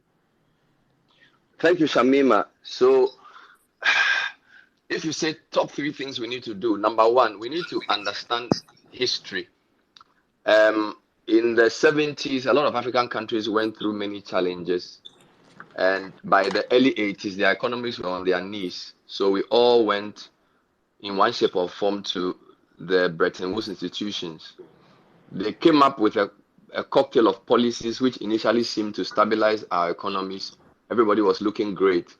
But 20 years down the line, it's very clear that those policies worsened our lives. It's what economists call the neoliberal orthodoxy. So even as right now, over 24 African countries are facing a debt situation. We should be careful we don't repeat history, rushing to Bretton Woods institutions because we are so desperate, and then just assimilating policies that were never meant to make us truly free, but were to give us a bit of relief and then to really perpetuate the cycles of poverty. So we need to understand that history repeats itself, right? So what I'm trying to say is that where we are today is bad, right? People compare it to 83. In our desperation to get out, we may make more, we make worse mistakes that will jeopardize the future of the country. Because if you look at what the policy cocktail of the West, the Bretton Woods institutions, they haven't helped us. But that's not the only issue. The second issue is that this cycle of economic headache we go through is structured by somebody, it's built by somebody. So the global economics order essentially has placed Africa at the bottom, where we produce cheap raw materials, everything cheap for the world system to thrive. So it is in people's interest for us to keep selling them raw materials that they will use and add value to and sell back to us, right? So for Mhm. example, you travel to Switzerland and buy chocolate and come and give it to your children and you are happy. Like that is almost lunacy, because you plant a cocoa tree here, you sell the cocoa to somebody in Netherlands, and then they add things to it, and then they produce a chocolate bar with less than 20% chocolate, and then you buy it and come and give it as a present to your child. You don't understand how the world works. So we have to understand that some of these policies have to directly stop. So, for example, in the 80s and 90s, we were told produce cash crops, cocoa, coffee, pineapple, export, develop your export market, because they call them cash crops. You don't have enough rice to eat. You don't have enough maize to cook your banku. You don't have enough tomatoes. You don't have enough cabbage. So the things that you need to eat to be free, you don't. And then you get aid from the Western world to then sort of try and import these things, creating markets for food in other parts of the world. So we need to understand how the world works on the economic side. That's the second thing we need to do. That if we don't understand that we are part of a system that makes some people rich and keeps us poor, we'll never be free.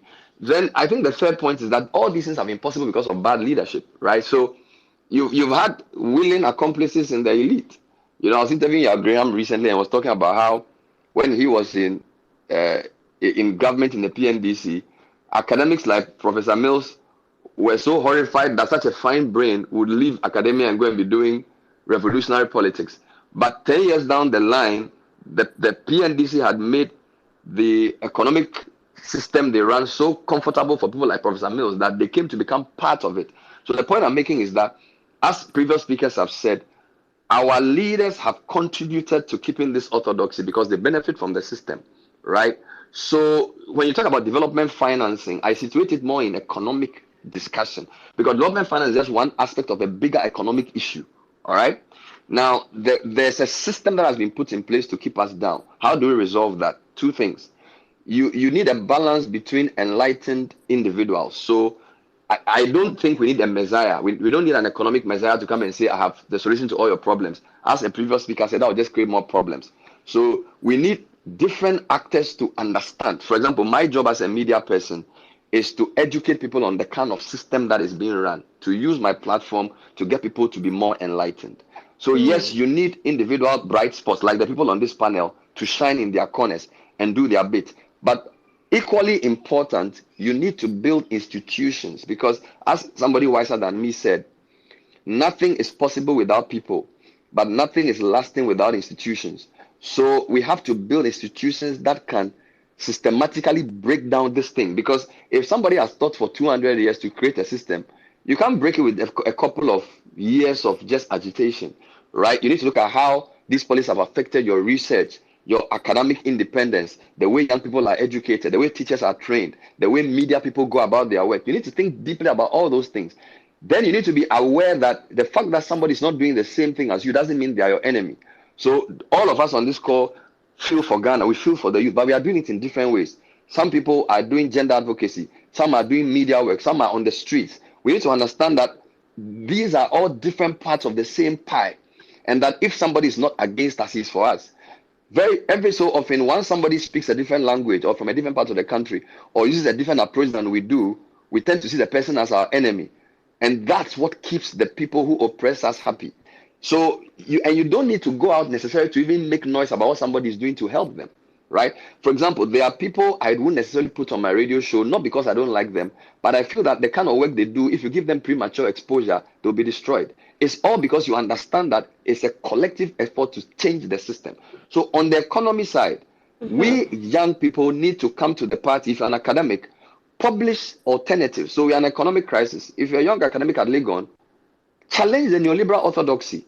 It behoves on you to go deeper because it's about challenging the ideas that have kept us where we are. So there isn't one development finance solution because it's about the way the system has been set up and the way people think. So if you can't use the platform you have, whether it's academia, whether it's media, whether it's civil society, to change the way people think, But there's but no way they'll be Bernard, free. Bernard, is it not beyond ideas at this stage? Because some we don't even need to reinvent the wheel. Although we have a local context situation, we have examples to see how other people lifted their economies out of the doldrums. So I don't want to think that it is the lack of suggested alternatives other than what you're referring to as leadership complicity that continues to hold us back.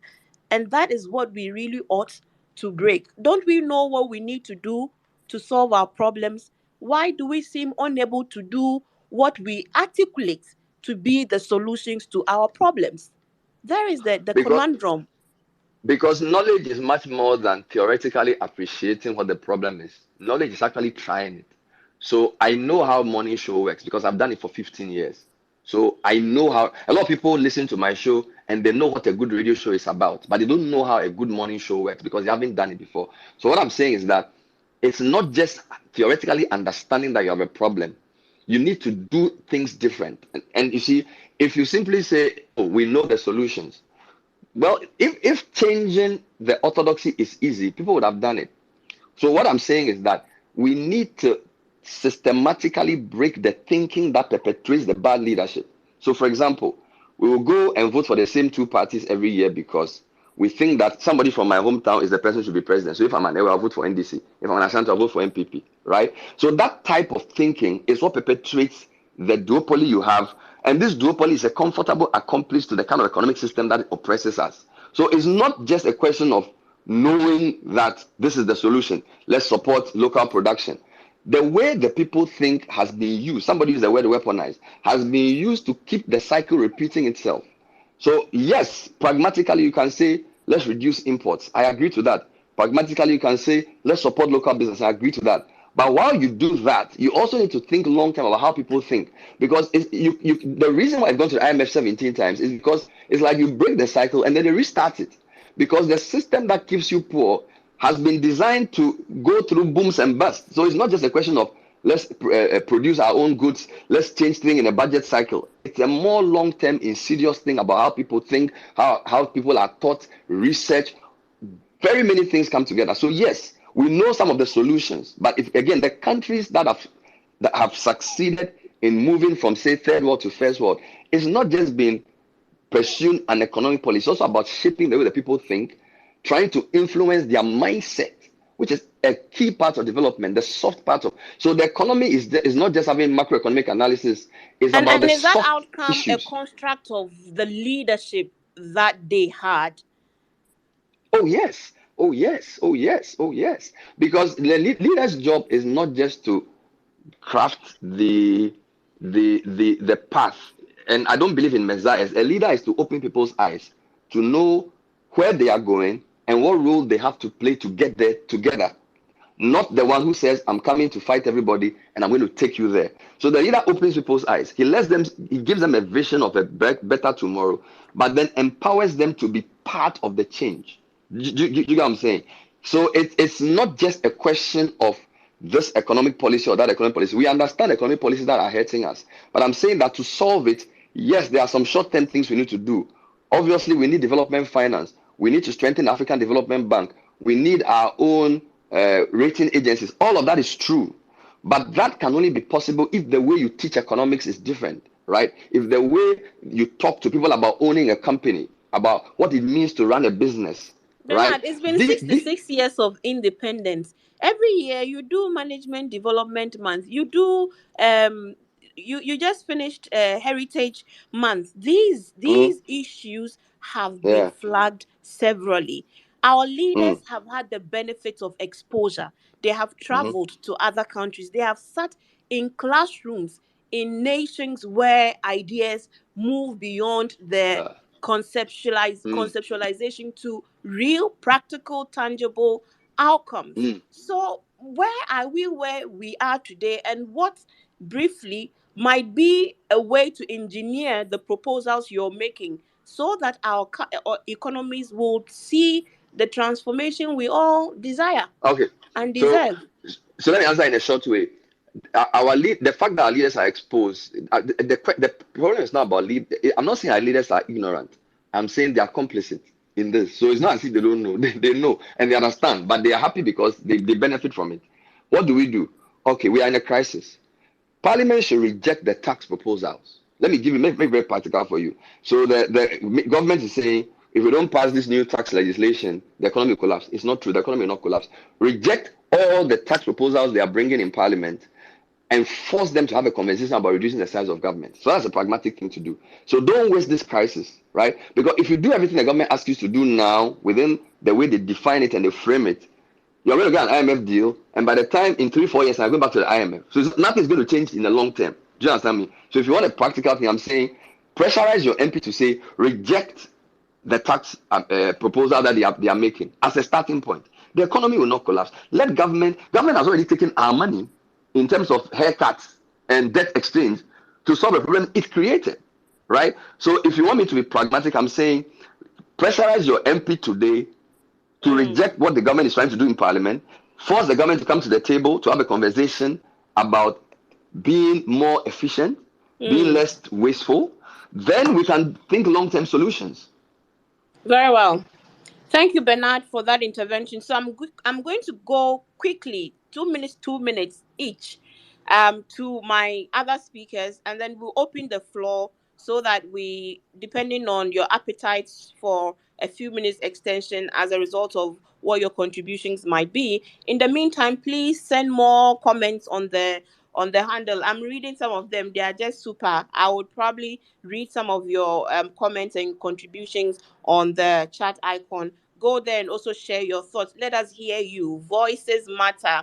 Oliver, I'm coming to you briefly on this round. Currently, we have a very polarized society, and I'm asking if we were to really build bridges, and that's what we are seeing the reflection of in Parliament at a time where people should be able to work together for the common good of the nation, we are still seeing the division. So question is, how do we change this canker of polarization, and how do we engineer a process of true consensus building? If you don't mind, I'll be willing to sacrifice my 2 minutes to add to the audience interaction as well. Perhaps I'll get an opportunity to weave that in my response to some of the questions that may come.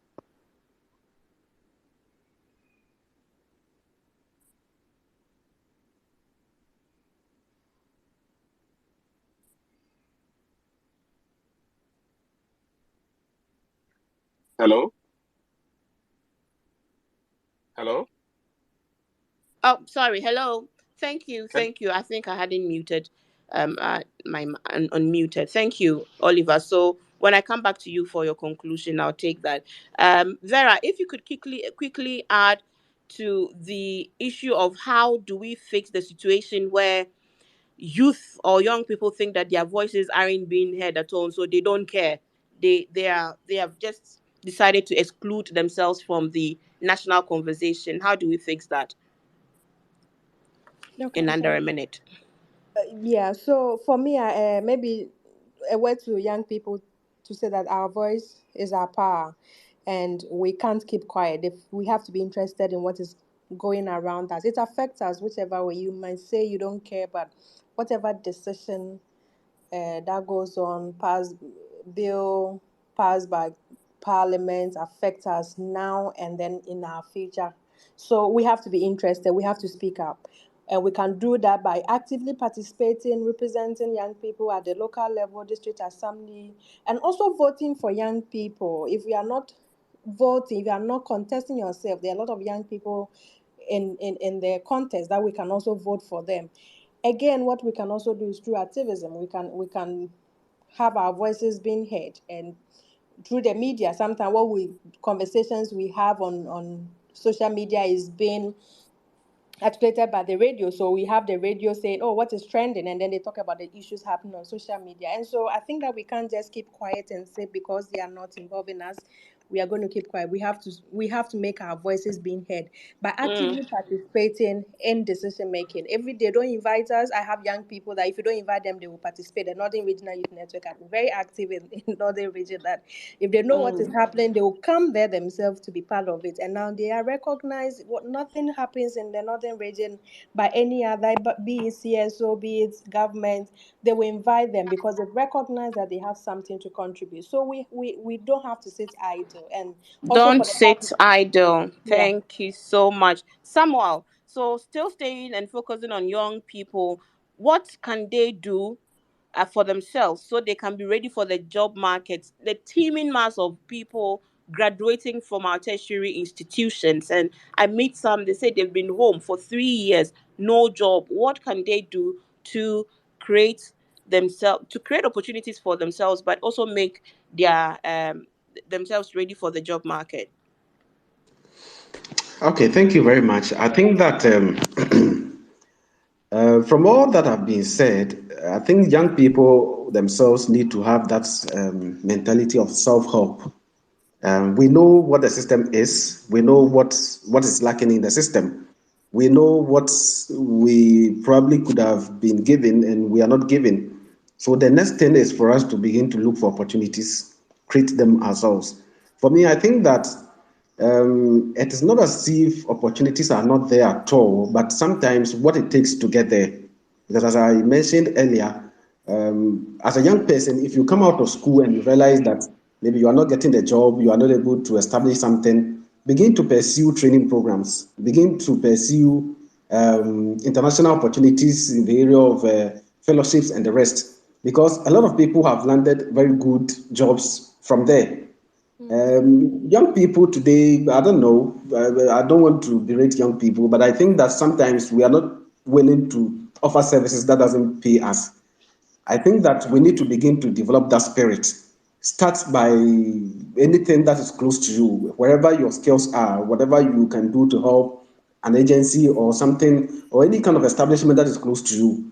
Have that spirit, build it from there, because the skills and experiences you need to be able to fit into the job you are looking for is already Right. with that organization first. So you need to go there and then build. You may not get anything at the beginning, but at least it is a stepping stone. So I think that Right. young people themselves should have that hunger for opportunities, hunger for progress, hunger for personal development, and we should see that as a personal responsibility.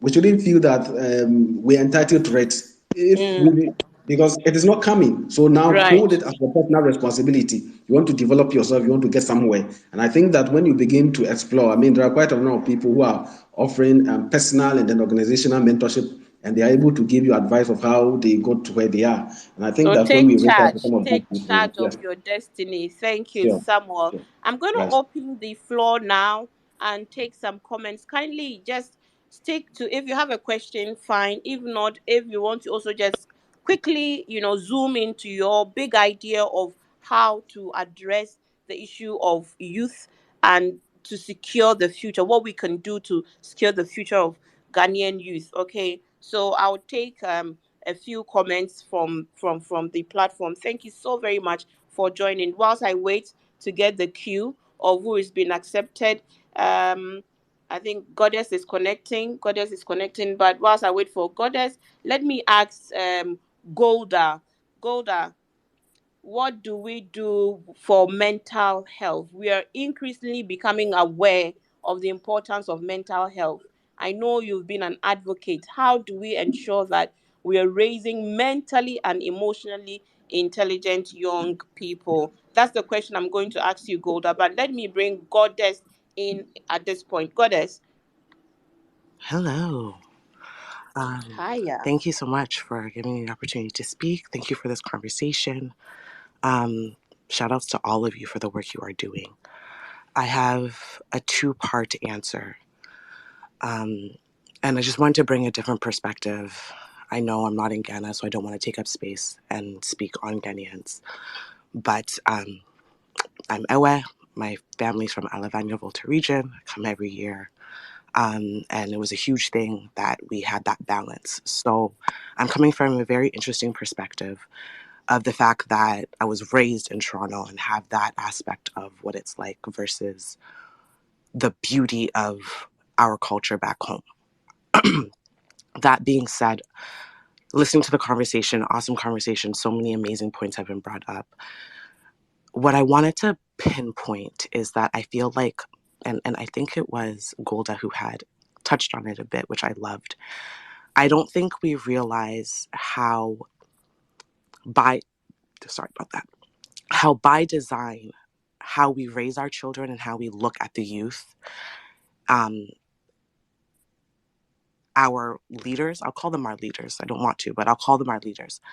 Our leaders have this system up by design, and I'll explain why. A huge aspect of leadership is empowering your youth and your future.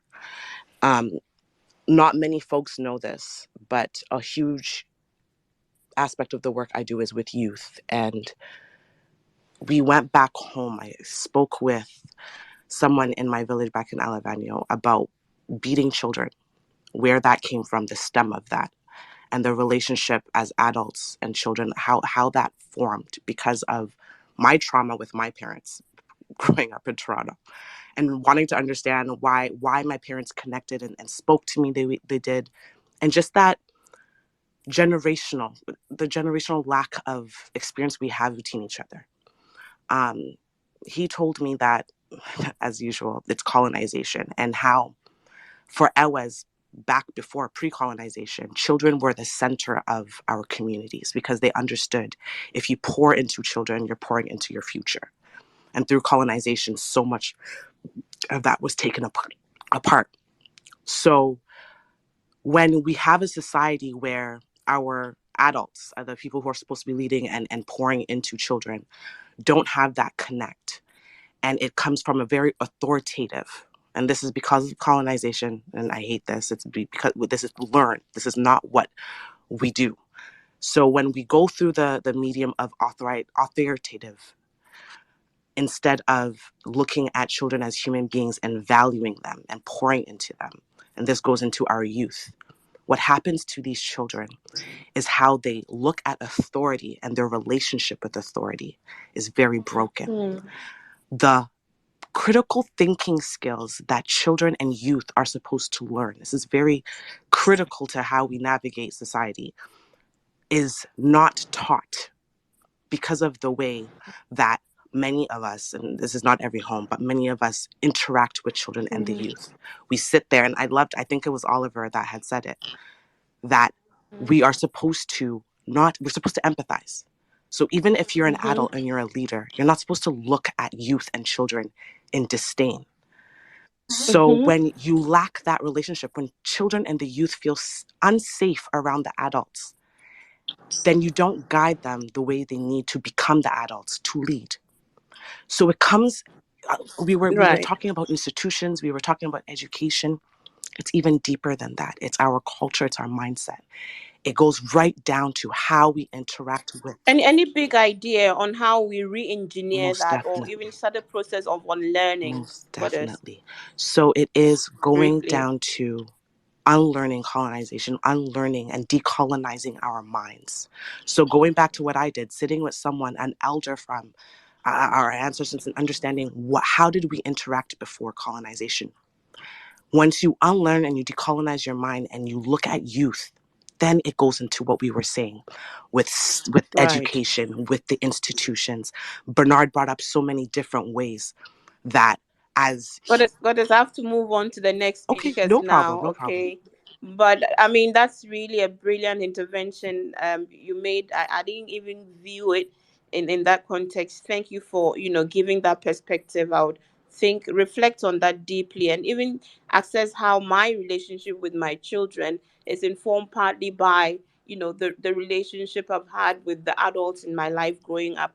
Thank you. Musa, kindly make it under 2 minutes, All okay? right, So that I I will can make bring it. more people. All right, I will make it very snappy. I'm just picking on what Bernard Avles said with regards to the IMF conditionalities and the taxes that the government wants to impose. I really feel that the parliament should assert its authority by rejecting the taxes and forcing the government to come back to the table and see what else they can cut in the waste. Look, I worked in London between 2004 and 2009, and we had a huge budget deficit at TFL.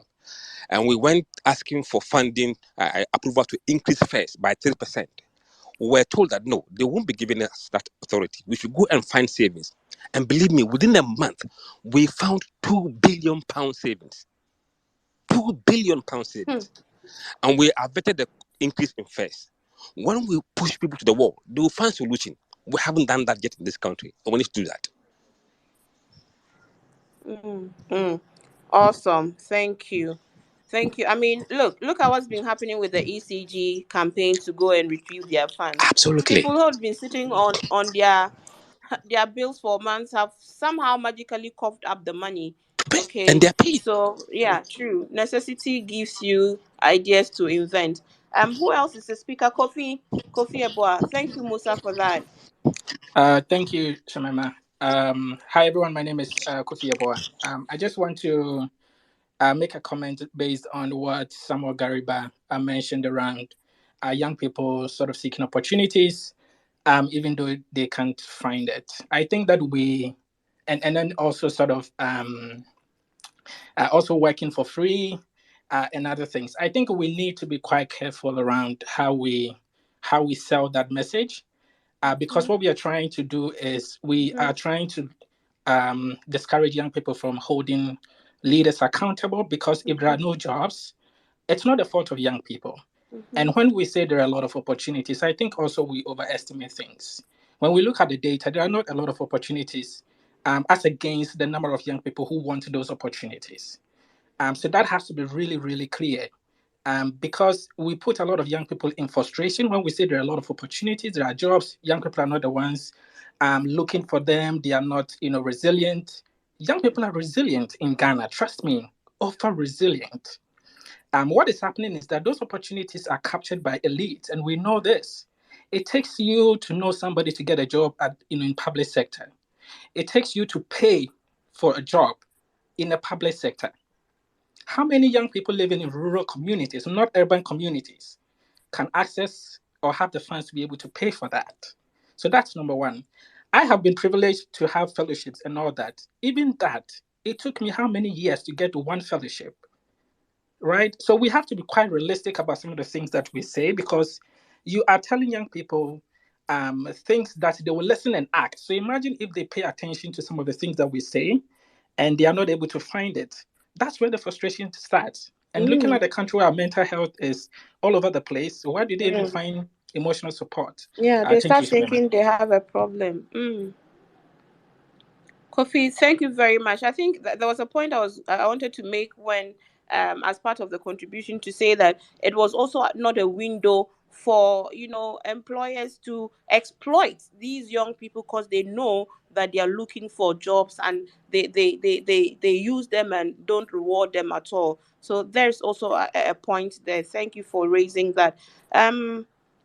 Who do I have on? El Armiao. Yes, you're on the floor. Armiao, Yes, greetings. received. Greetings. Greetings Okay, yeah, received. okay. Thank you very much for this opportunity to address or share my opinion on the topic being discussed. Uh, Very quick one. Fundamentally, I will blame it on the 1992 Constitution.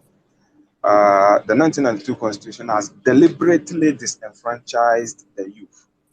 For instance, if you are not 21 years of age, you are told you are not qualified to be a member of parliament.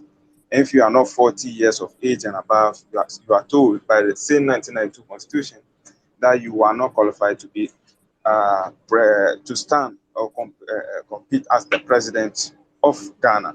So fundamentally and legislative wise, the youth have been disenfranchised.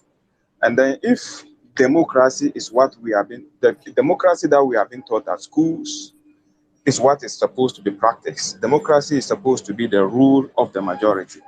Over 60% of Ghanaian demography constitutes the youth.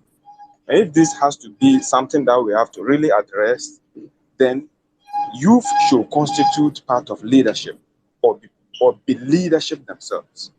So when you look at the article of configuration of the United States of America, within 10 years, it was transformed into a new constitution. But when you come down to Ghana here today, we have a constitution which is over 2 decades, close to 3 decades old, and which was handed to us by then a military, how do you call it? A military dictator, let me put it that way. It's 30 years now, and we are still grappling, and we don't want to outdoor the best, how do you call it, constitution that best serves the interest and aspiration of the people. So So your my call now problem, is my call is for a new constitution, a constitution that okay. speaks to the aspiration. The So constitution you that we align have with is obsolete. Namata. You Yes, align with I Namata's agree call. with Namata. We can't just do pick and choose. We need to take a holistic stand. This is the Mm. best time. This is the best time Ghanaians ever have. Very With well. Thank you, semblance of Amial, it. for your call and your endorsement of Namata's position. A new Thank you. constitution, throw the old, create the new. Because we may not be able to get all of you, but I'm so interested because we are curating these responses.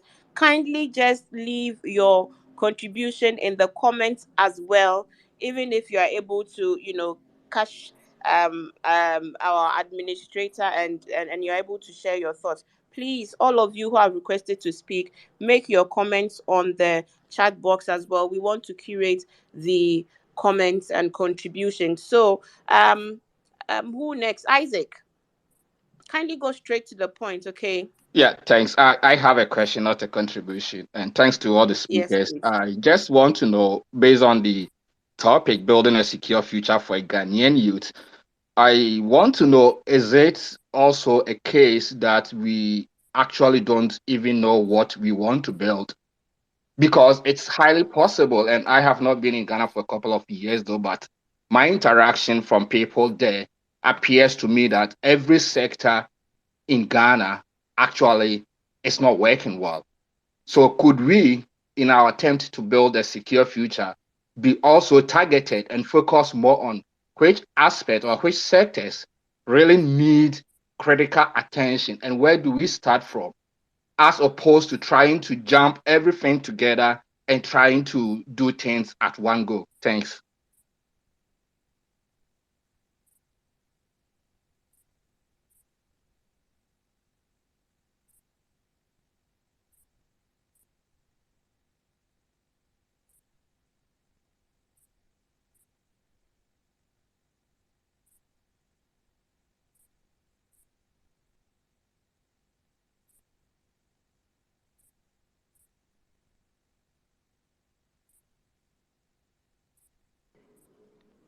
Shamima, if you're speaking, you are muted. Oh my God, I was speaking all this while. Forgive me, forgive me. So I was saying that I can't see who next, because Isaac just spoke, right? Isaac, did you just speak? Yes. Okay, so I'm waiting on Kojo, but in the meantime, I was inviting Golda to address the mental health situation, especially the comment that came from the floor, to be careful not to, push young people to the brink because of the messages we give them. Mm. Yes, Shamima, very quickly. I think it's the situation of bolting the gate after the horse has fled. The youth is already broken, and I think a majority of the aged as well. Mental health is more and more critical these days because we are at the point where we need to be able to guide people to pull themselves together sufficiently enough to start building the strength they need. And God has touched on quite a lot of very strong points I would have shared. So I would save going through that. But what I need to say is we need to normalize mental health conversations. I get a lot of people who have dug deep into the myths around mental health. I don't want to speak to someone who trivialize or laugh at my problem. I don't want to share my dirty laundry. I don't. There are many ways to go about seeking strength to pull yourself together enough to navigate situations. And until you're mentally strong and mentally well enough to do that, a majority of us will still struggle to make the best decisions, to survive well enough to heal from the brokenness, to get better and perform better. So I think we need to normalize more and seek Mhm. more support and read more about it because Yeah. there are resources out there. True. I mean, Farida says that we all have a disability of one kind or the other. Maybe we are just not aware. And I remember, Yeah, I forget his name, the former director of the Accra Psychiatric Hospital. He said that there are a lot of crazy people walking the streets of Accra. We just true, don't know. We just don't know true. what our ailment is. So thank you, Golda, for that. I see Akwesi is on. Akwesi. Yeah, Halima, thank you very much, and good evening to everyone. You guys are doing a very good job. This kind of conversations is one of the big steps to help all of us have a very good mental orientation, and that has been one of the things that I've always said and advocated for. That we all need a mental orientation. I know a lot of things on governance, on agriculture, on industrialization, a whole lot. You know, if we want the youth to be able to do, we are always saying that we want the youth to pick up leadership positions and all that. But a lot of the youth do not have, do not even have that mental, that idea, that education as to what they think they are capable of doing. I think a lot of the youth, a lot of people out there do not know what they are capable of doing, the kind of power they will. And so for me, one of the things that we need to do is to be able to reorient, the youth, have a lot of conversations that have to do to the reason why they need to pick up leadership positions, the reason why they need to speak up on issues and all that. Because some of the things that are actually happening, in this country, I feel like, these days, people, a lot, and I've always said a lot of the youth these days do not really care about what happens. People feel like, oh, whatever it is, yeah, I don't want to date this MPP, NDC, and all that. and so whatever happens, that is what is going to happen, and nobody really cares. But if we want the change, if we are always saying that we need to change the status quo, then we need to start from somewhere. We need to start from somewhere, and it's really sad that we the youth are actually sitting aloof for the older ones to be making decisions that are going to affect the youth in some years to come. And like Bernard said, we should reject this whole taxation. What are we doing? What are we doing? Are we so interested in the well-being of the country as the youth? Because Mm. for me, I don't see it. I feel like a lot of the youth do not really care. Because if we really care, we should be out there actually, letting them hear our voices that no, we do not want this, and this is not what we want. Because at the end of the day, it's all going to boil down and come to us. So Yeah. I do not know how. I don't know, but for me, I think we need a reorientation, a mental orientation altogether, like Mm. everything. And for people who say that we need a whole new constitution, I do not think that we need a whole new constitution. We can't. Very well. I will The see. one that we have, it has kept us this far. We can do Right. the amendments. That is why there's room for amendments, and to be done. And so we can move forward to amend certain things in the constitution, and we are good to go. And so, yeah, basically that's my opinion. Thank That's you my so opinion. very much, Akwesi, for your comment. I would now take Farida, your comments as well by way of also your wrapping up comments, but also to perhaps help us see what kinds of skills young people might need in tomorrow's job market with the fast development of AI and other tech innovations. Okay, so let's talk about the basic skills young people need, regardless of whether there's a tech market or not. The most important thing is communication skills, critical thinking, as well as understanding what what they want to do. Because what I've realized is that in this part of the world, okay, so let me give you a little background. I used to be an entrepreneur. I gave it up last year, because I realized that it wasn't for me anymore. And while I was an entrepreneur, I realized that it's a very difficult venture to go into. It's not for everybody, as Mavna said earlier on. It's not for everybody. So if you feel you are not that kind of person, it's alright. It's alright to want to identify job. There's nothing wrong with that. So, so with regards to the to, to the job skills and all that stuff, look, sure, AI is there, chat GPT, all those things are there, but those things ride on data, and without data, those those technologies are useless. We are in a part of the world where it's very difficult to get data on anything. So you can ask GPT something about Ghana, but it will not give you accurate information because it doesn't have enough data to write on it. So I think we should concentrate on finding a way of getting data on our on, on various issues of various sectors in this country and making it publicized so that other people will get to know. I mean, look, I don't see why if I want some information about something in the government, I have to go to the right information committee or whatever to get it. It should be public. It should be accessible.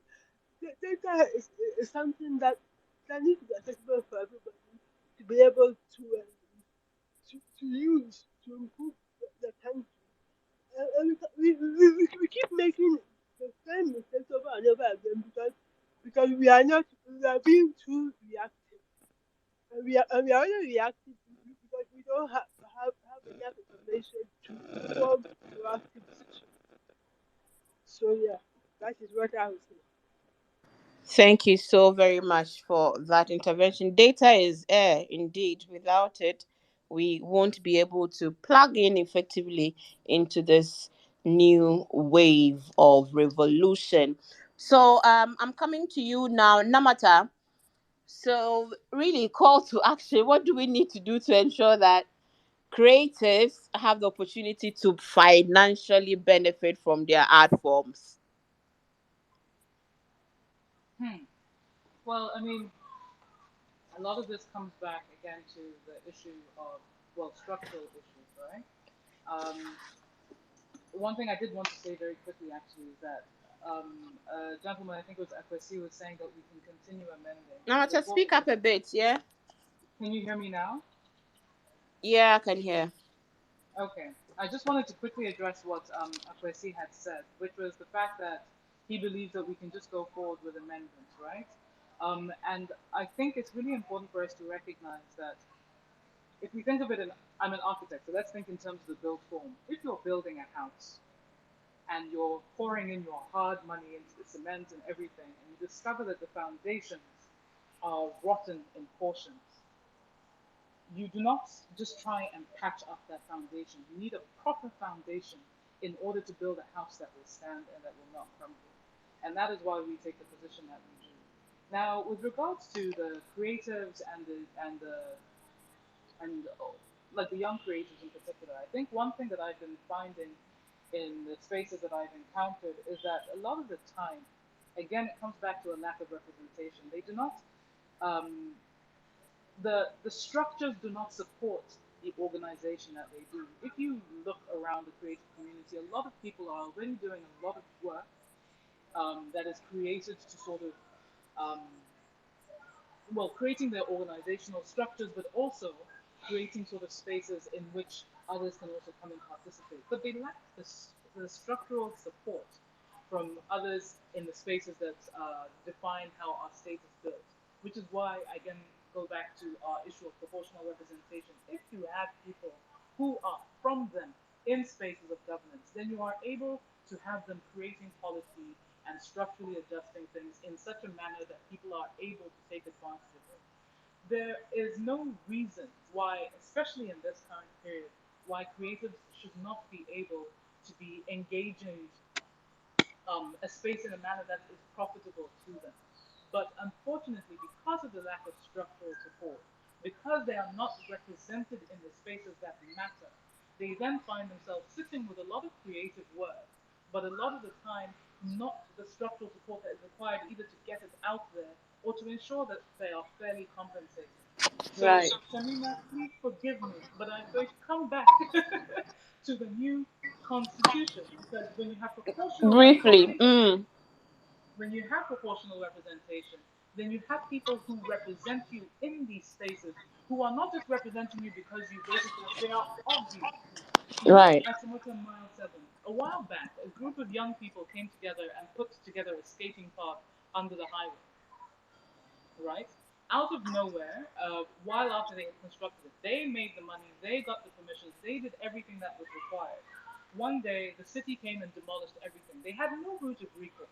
Hmm. That space was not just a skate park, it was a community center, it was a space of engagement. These are the spaces in which certain things, such as the mental health that Calder speaks about, the learning how to interact, in which leadership skills are honed. You know, we don't value those spaces, but those are the spaces in which those are created. And so, Mm. if you don't have people who represent or have an understanding of the importance of that representing you in the decision making spaces, then there is no way that you are going to sustainably create opportunities to build, to grow, Very to well. refine. You see. So, Thank you. you have to have the roots resolved in order for all the other important factors to be able to stand. Thank you.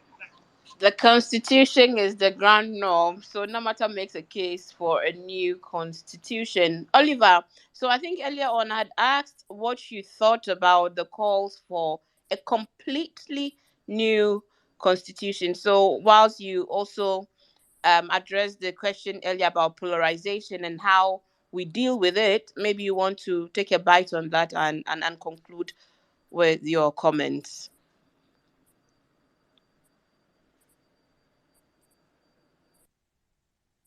Is Oliver Uh, on? Thank you, Shamima. I share a lot of the things that Namata is talking about and the need for rethinking the constitutional framework that we have. I mean, I think that a lot of us view the constitution in a very narrow way and continue to think of it in terms of how traffic laws are made. And so it's just a question of whether or not a particular law is being enforced or people are respecting traffic laws here and there. But the constitution embeds a lot more than that. It's about distribution of power. It's about distribution of resources. It's about how we think about the national thing and our attitudes to that. It's also encompasses questions of values and positioning and empowerment. So a lot of the times, because we are insufficiently educated as to the process to which you enact a constitution, and a lot of the times we have situations where constitutions are, just a few people put this thing together and then you have a constitution. We are never engaged in the real process of how we build a national consciousness or a nation building process that starts from a constitutional document. Now, on the question of polarized populations, I'm one of the persons who I think the beauty of our republic is the diversity that it encompasses.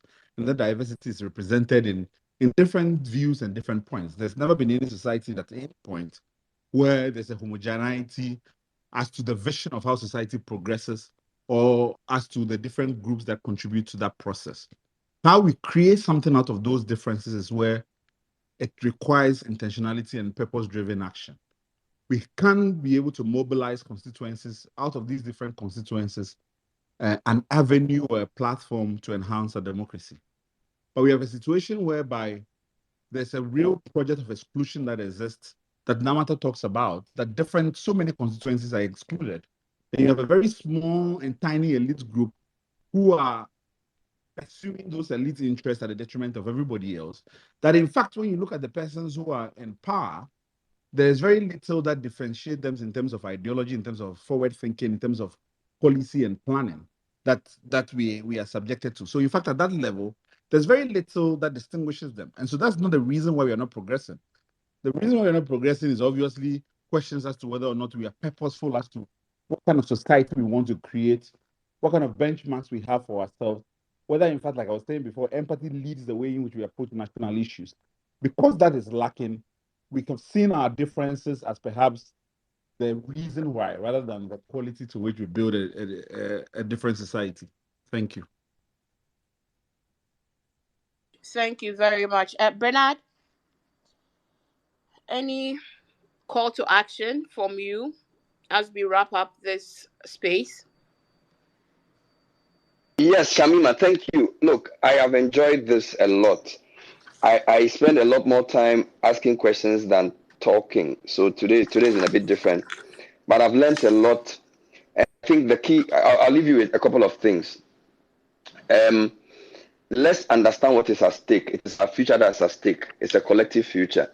And the beauty of the panel shows the diversity of strengths, constitution, social mobilization, education, mental health, personal resilience, economics. It tells you that the change we want will not happen with a messiah or one big or two people. It is a lot of people doing a lot of different things excellently many times. So we all have a role to play. I think that's the first takeaway I'll have. Number one, number two, understand what is at stake. Is the future that's at stake. Everybody is fighting for a piece of that future. And we have to come to the table as young people. And then I guess number three, the compact process and the conversations have captured my third point, that the most important thing at this moment is a conversation. And I'm so excited that we've been brought together to share ideas. I'll follow some of the people on the platform I did not know, read more about the things they write, enrich my own discourse because I am privileged to have a big platform. And hopefully it will be the better for our youth. That if all they get from my work is to understand where they are in the world and how they can change it, that in itself is success. So I'll thank you for the opportunity and thank all my co-panelists for this very rich opportunity. Indeed, it has been. Thank you so very much also for sharing. So I'm zooming in now on Mona Idrisu, who also works with ACET to perhaps, you know, ferry us towards the next steps. Where do we go from here, from where you stand, and how will this process feed into the bigger Ghana Compact idea and document? Thank you, Shamima.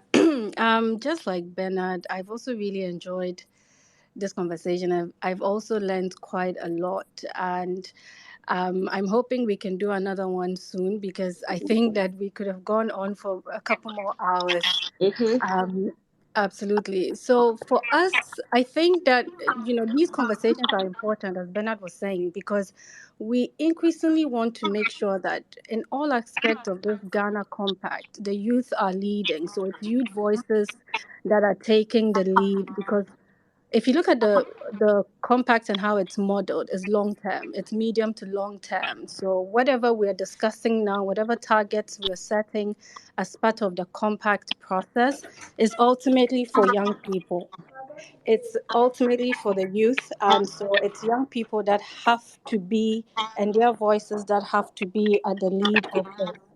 So for me, the next steps, as we continue having these conversations, we're also looking to do citizens engagements, because a lot of times we get asked the question, is this going to be another space where it's limited to the elites? Is it only young people who have access to platforms like this whose voice will be heard? So we're taking it to the grass tops. We're going down and doing these citizens engagement in partnership with some of our CSO partners. And so that we are capturing young people's voice from all walks of life. As Vera said, young people are not homogeneous. We're more or less the privileged group of young people, but we need to ensure that we're capturing voices beyond just us and the middle class young person. So we'll be doing a couple of citizens engagements as well whilst we're having the conversations going. Eventually, what we aim to do is to have a national convention, and I wonder whether Charlene or um, someone else would want to speak on this later on. But having a national convention where we are getting all the key agencies and key people to sign on to the Ghana Compact once we've done all of this citizens engagements and we've done the consensus building. So I should emphasize that this process will require a lot of consensus building, and each and every one of us need to see the Ghana Compact as ours. It's ultimately a people's manifesto. It's our manifesto. We all want a Ghana, or we all want a future where we are no longer facing this issue of disruptions every time we have an election or we have new leadership, or even if it's the same party, once there's a change in leadership within the party, then we're back to square one. So having a people's manifesto is a step towards that, a step towards we're building a future that we want, and we're telling our leaders, we're telling whatever political party is in power that this is what we want and this is what we're demanding. These are the targets we're setting. So ultimately, this is where we want to get to. And for us to be able to do that is for each and every one of us to use our platforms, our agencies that we have, because whether you appreciate it or not, we're already privileged. We're already a privileged group and we have a following. And it's up to us to continue to build these consensus and have these conversations off of platforms like Twitter in our various social groups. We have access to a lot of young people. One speaker said young people are not engaging, and I wanted to correct that, but I think that was a crazy. Research shows that young people are speaking. They're only speaking in different platforms and different ways. They sit around the table, a couple of drinks with their friends, ranting about the government. You see the Twitter hashtags. We channel it through comedy because that's the only way we can survive. If we don't make a joke out of it, we'll break. But young people are talking, and young people do know what they want, and so we want to make sure that this conversation is going beyond some of these spaces, and we're relying on all of you to be able to make that. So, Shamima, for me, my call to action is to everyone who is tuned in today to continue having these conversations outside using the hashtag Ghana Compact, the future we want, and to begin advocating for the future we want. Thank you, Thank you Shami. so very much. Thank you so very much. Let's give all our speakers a round of applause. I mean, wherever you are, you clap. I can hear you. I have magical powers, but you can use the clap icon. I think they've been phenomenal. They have all been really phenomenal. Mona Idrisu, thank you. Farida Bedwe, thank you. Vera Ado, great job. Golda Ado, thank you for continuing to remind us to take our mental health seriously. Samuel Gariba, Bernard Avlem, Oliver Barker, Vomao, Namata, Serumaga Musisi. Thank you also very much for your wonderful and insightful input. I mean, from everything that has transpired, all of you who have joined this call also, thank you so very much from starting and ending with us. It's obvious that there's a lot of work to be done, but we do have the people, we have a critical mass that if we're conversing together and mobilizing together, we will really go far. I want to end by quoting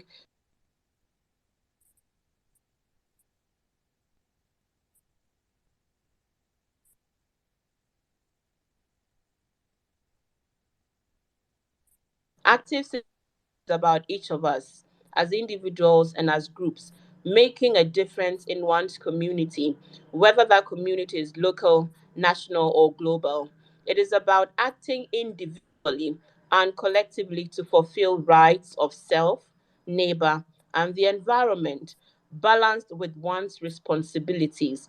It is about recognizing that change for the good does not happen, or at least will not endure, when we sit by and observe, minding our own business. And this was attributed to Charles Abugri, inaugural lecture, Active Citizenship in a Changing Ghana. Also want to leave us with the fact that there's so many things we can do in the strata. Some of us can become thought leaders. Some of us can become organizers, mobilizers. We can be either nurturers or developers. We can be, moral authorities. We can be disruptors or agitators. We can also be sponsors or promoters. By all means, let us do something. Of all the places, like Stephen Hawking said some time back, the physicist, that we could be, this is where we are. And this life is so short. We must as well make it meaningful, and we must at least enjoy a bit of it, some dignity, whilst we are inching towards our exit of this transient space. So thank you for enabling me do this work. I enjoyed it very, very much, and I know that many of you also did. Let us keep the conversations. Let us not give up on this country. This is what we have. Oh, I realized. Hello.